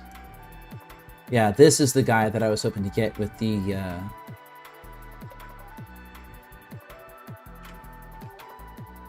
This is the guy that I was hoping to get with the, Grafdigger's Cage. This one, right here. As you can see, it's not going well. I think my opponent's going to attempt to one-shot me here. I think they put Boseiju in hand. And they return a creature card. Oh yeah, they're gonna just go ahead and return Primeval Titan, aren't they? Dude, I have no idea how to control this deck list. I just don't know what I'm doing. I'm gonna have to actually like workshop this if this is going to be popping up more often.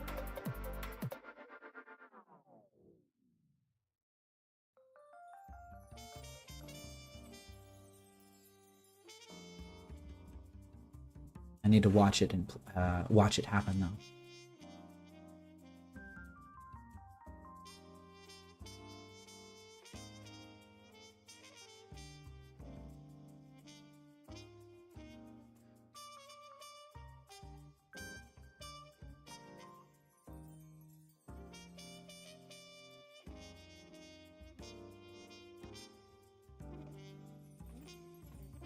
Alright, so they just used a mirror pool to create a token copy of Lumra that immediately went to the void, I guess.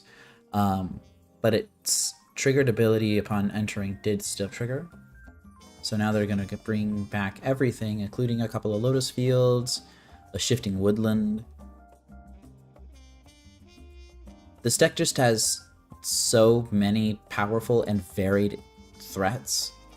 I'm just not sure how Lantern's going to cover all of them. And they can also go really, really, really fast. So I'm not even certain that an Urza Saga Juke is good enough.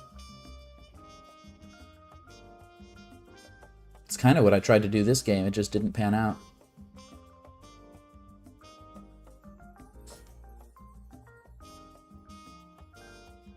I'm just not sure that going over the top of this deck is the correct thing to be doing.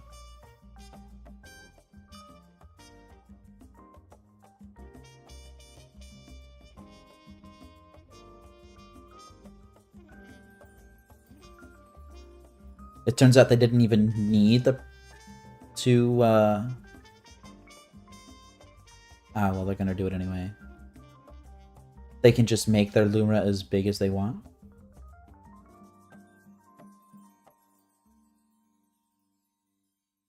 I had a Pixis open. Could have taken the Lumra, I think. I chose not to. I think I might have handed my opponent this win.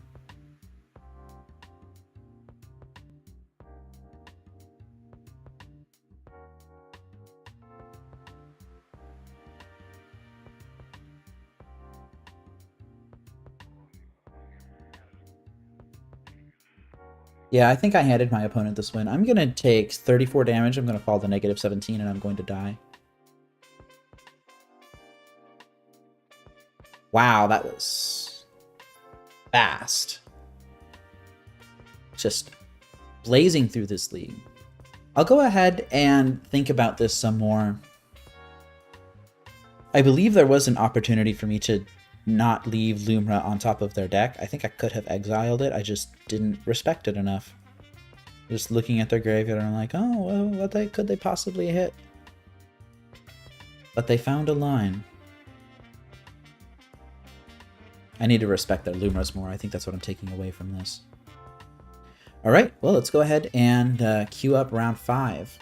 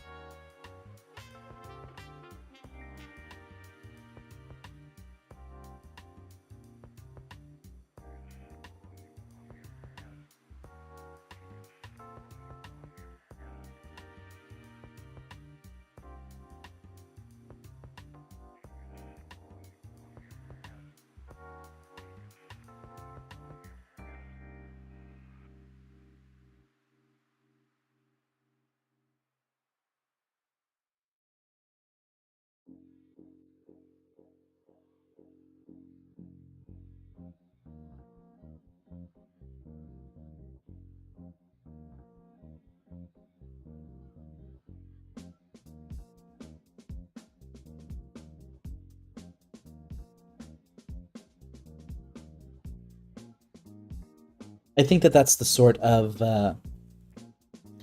I think that that is the sort of game that I would want some additional feedback on. If you have any ideas as to how I could have done that better, probably not letting them have the Lumra, but anything else besides that, take a look over it, see what mistakes I made, and put them in the comments below.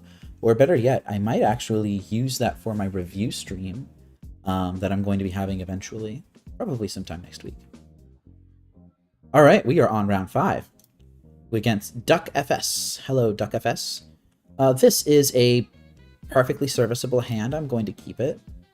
It has a brutality to cover any quick action for my opponent. Has an ensnaring bridge in case they try to attack with any creatures. That is a wooded foothills. Just wooded foothills, huh? You know...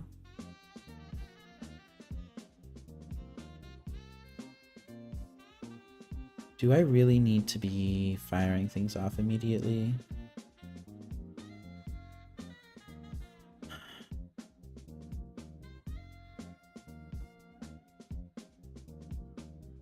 I don't think so. I think if my opponent is willing to chill, then I'm willing to chill.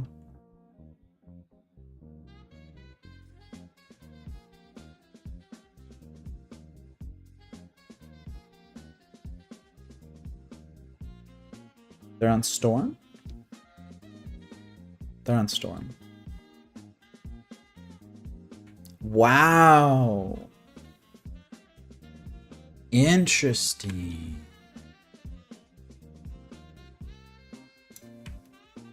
Well, I'm going to fire off this Mishra's Bauble on my opponent, actually. I'm going to see if they find their second land. They do not.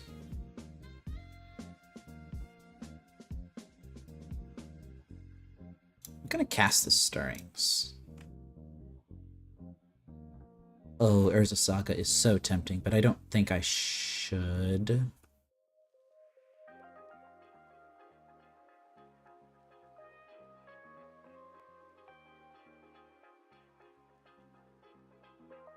I'm playing a red-green version. I'd have to skill shot on what the Pithing Needle names.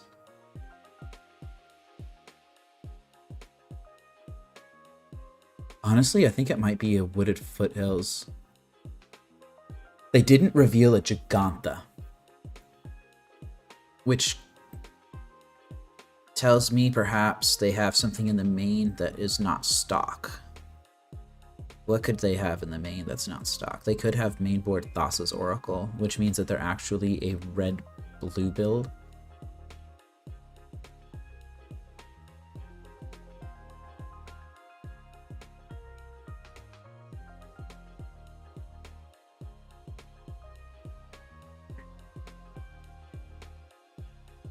Just feel like if my opponent finds their second land, then they're going to absolutely take over the game.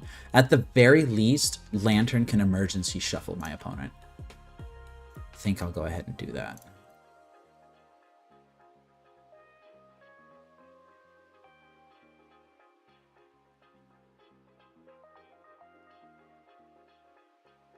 And this Assassin's Trophy can hit their commercial district if they were going to draw a land. Oh, and I get a Bauble card. That's nice. I'll take it. Alright, so Manamorphose. Wait, no, that's the Manamorphose that I already knew they had in hand. Well, I know that my opponent's hand is currently non-functional. So I think I'm going to Brutality now. Just take whatever is in their hand. And then I will Pithing Needle. I don't actually think I need to Pithing Needle quite yet. Oh yeah, that's a lot of nasty stuff, isn't it? So let's see what's in their hand. And I'm going to take the Wren's Resolve. And now I'm going to take the Reckless Impulse.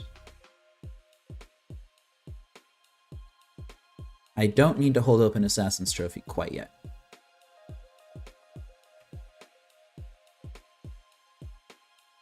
Alright, so that is a wish.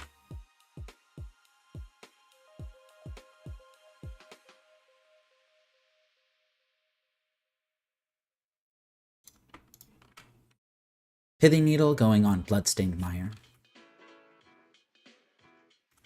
I'm really glad that I kept that.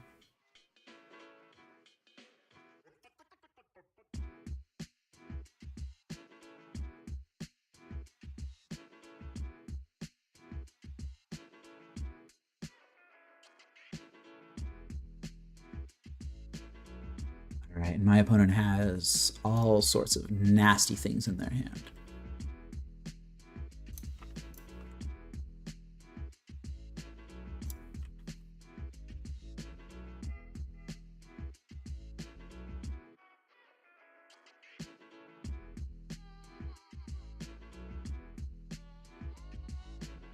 So I cannot allow them to draw this land. Swap.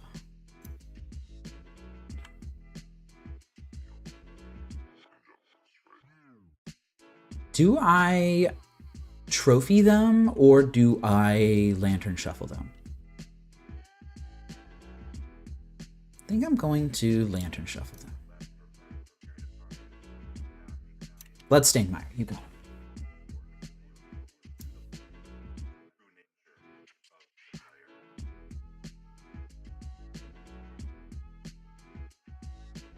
Another Pithing Needle.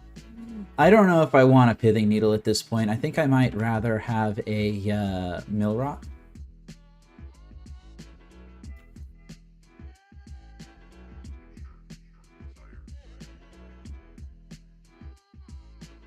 And I think I will shuffle.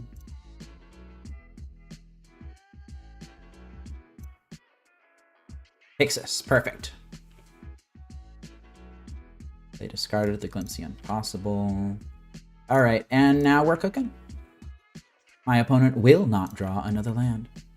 That helps them actually cast spells, which means they can't draw a Strike It Rich either.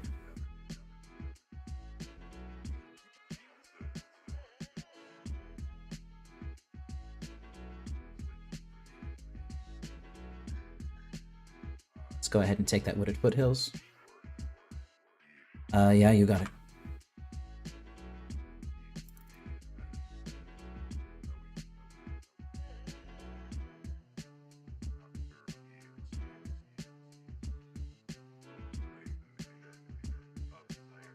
All right, so I'm pretty sure that my opponent is just wrapped up here. I have Pixis to keep them off lands. Urza Saga will eventually make a construct and close out this game.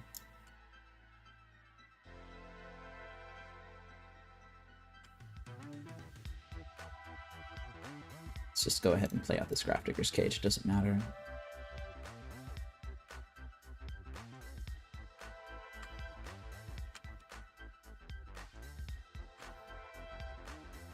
Yep, you can have that. Kind of a miserable way to win a game. I mean, I'm saying it as if I've won already. I haven't. But I'm heavily favored here.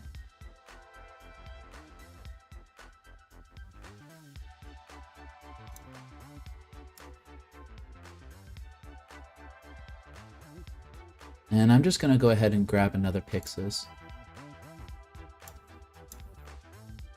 And this is the last draw step that my opponent can make, so I actually do win this game.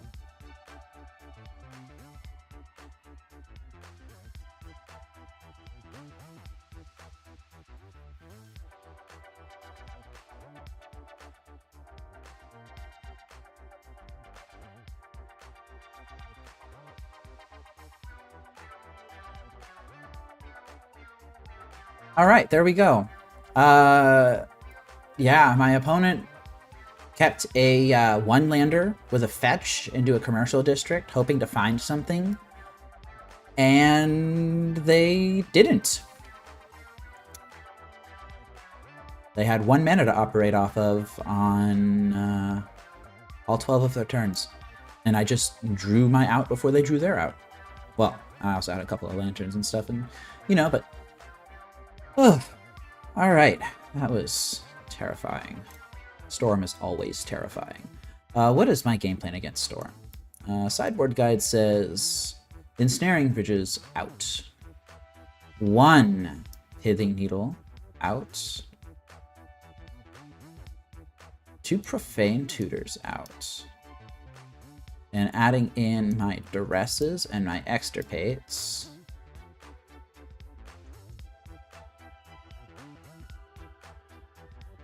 And a second Grafdigger's Cage.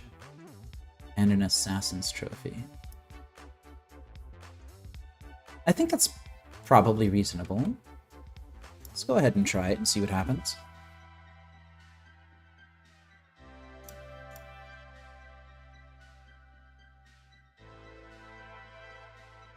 All right, do we want a high roll?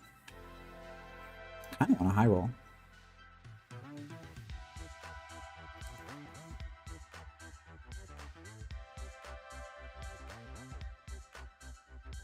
This hand has Inquisition Extirpate in it.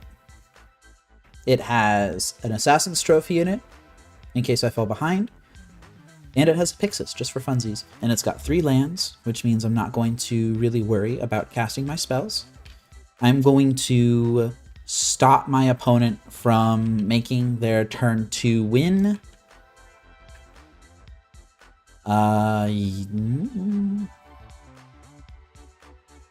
Yeah, I'll take a Blooming Marsh, sure. Let's go ahead and Inquisition my opponent, see what they're working with here.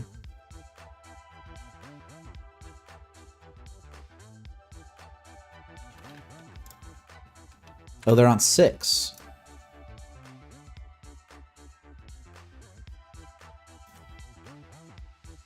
So let's see what they can do.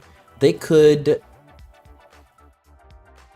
Pyretic Ritual into Ruby Medallion, and then if they draw another ritual, they could Glimpse. If they draw another ritual, they could Past in Flames. So they could Ritual Medallion, Ritual Past in Flames, have no mana floating. I think I'm just going to take the Glimpse.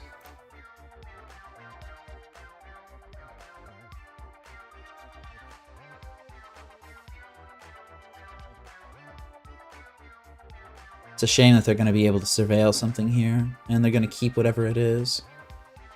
Oh, they milled the Past in Flames. I will extirpate that.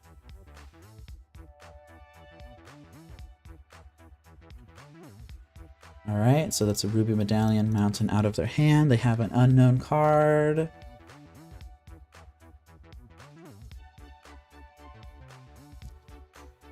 Double extirpate, you say?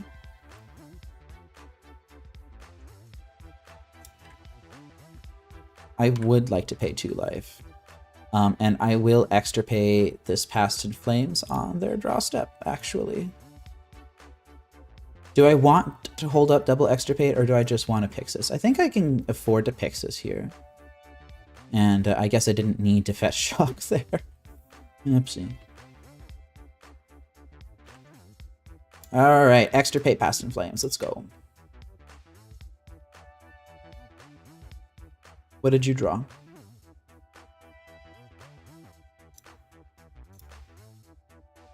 They have a Past in Flames. They have a Nature's Claim.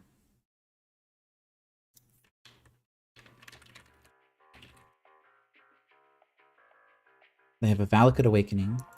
They have that guy. They have that guy. And what does their deck look like now? They have Triple Wish. They have 4 Rouse. They have an Abrade and a Nature's Claim, 1 of on each.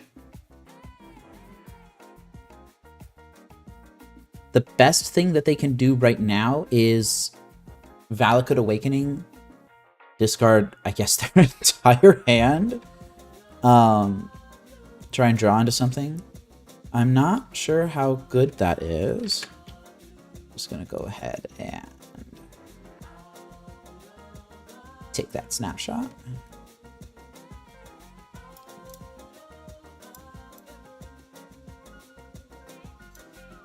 All right. That's quite nice. Okay. Yeah, you got it. My opponent just has stone cold nothing going on right now. Yeah, they're gonna Valakut Awakening. They drew 2 cards. Oops. They had Nature's Claim and a Pyretic Niche Ritual, but I don't actually know which card they put on bottom. Go ahead and just exile the top of both of our card decks.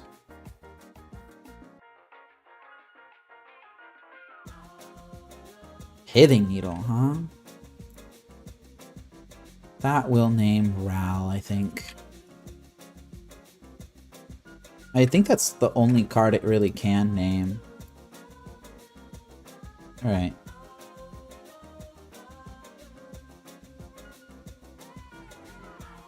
And my opponent is going to have to draw out of this.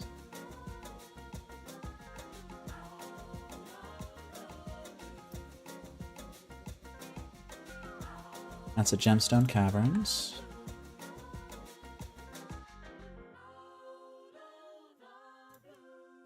Alright, my opponent is drawing, hopefully terribly. Do I want to Thoughtseize them? I don't think so. I think I just want to hold open my interaction.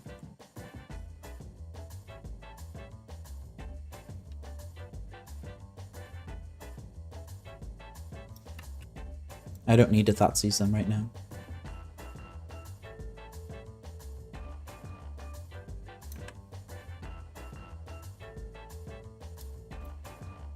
Alright. My opponent now has 22-ish turns to win the game. Alright. If I'm drawing all of this discard, I may as well make use of it.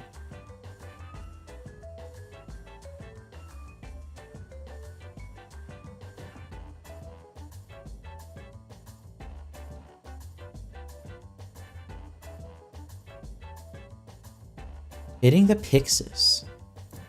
That's just wrong, right? I'll take the 4 life, I guess. Ooh! Uh-oh. What was the other card in their hand? It was a Desperate Ritual.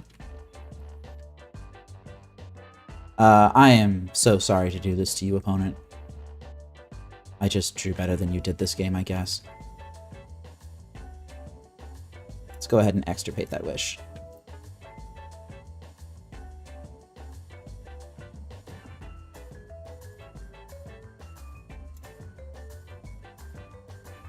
Alright.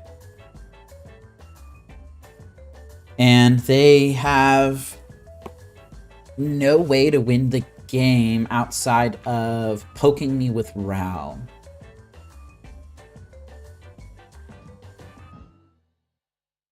I did exile all the copies, right? Yeah. Alright. Yeah, they don't have any way to win the game. Eventually, I'm going to draw an Urza Saga. Oh, hi, Maple. Thanks for joining. I know that you've got your own life. You don't need to be tied to your computer all of the time. That's fine. Yeah, 𝗟𝗓. You may poke me with a 𝗟𝗓 for 21 turns. I have just extirpated my Storm opponent's wish. Actually, I'll go ahead and main phase this Fomori Vault. I don't think I need all of these Thoughtseizes. Yeah, I'll take a Pixis. My clock is now faster than your clock.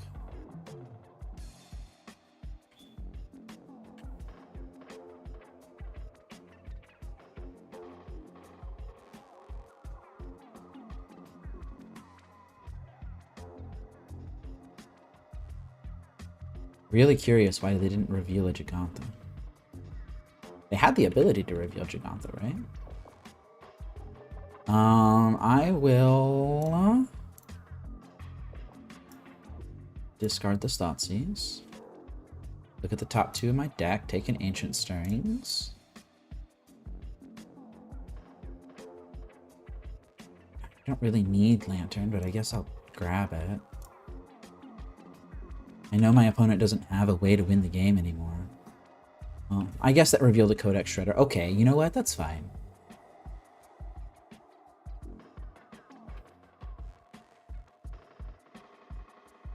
At least that wins the game a little bit faster. Did I not F6?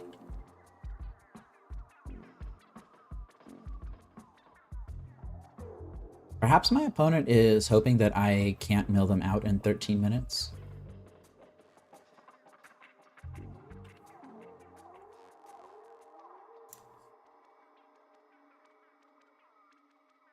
I'll just go ahead and make a copy of Pixis now.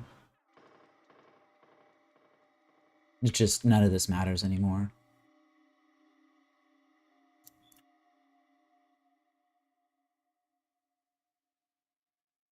I'm gonna go ahead and start removing stops.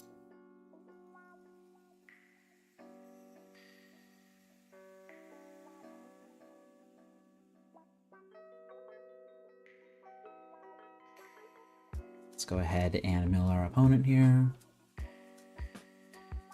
Doesn't matter.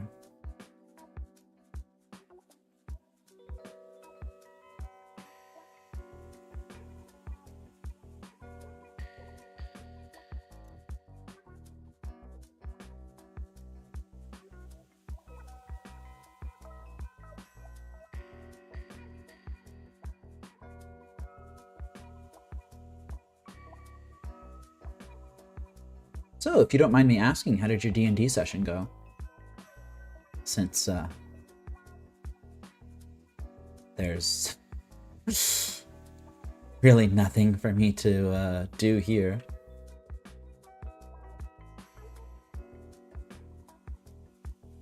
I suppose they do have an Abrade that they could hit off of this, and that would hit the Rao Monsoon Mage, and that would be annoying, because then I would have to use my Assassin's Trophy on it.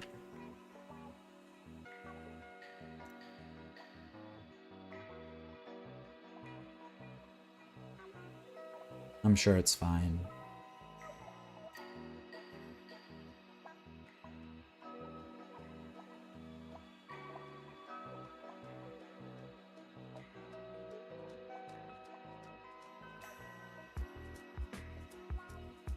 Yeah, I'm just not sure how much this matters right now.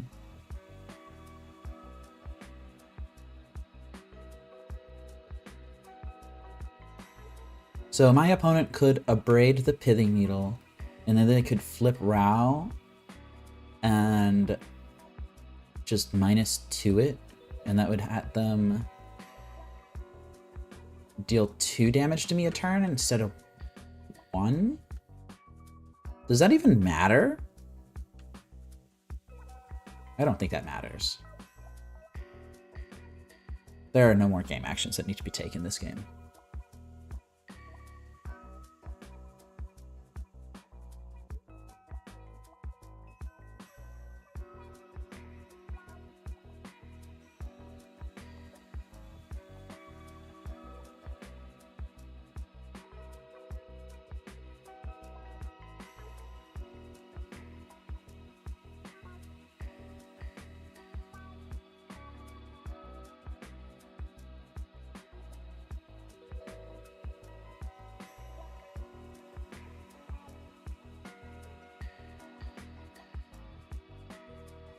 Awesome. So they have 2 Eldrazi Spawn tokens, which notably cannot deal damage to me because they have 0 power.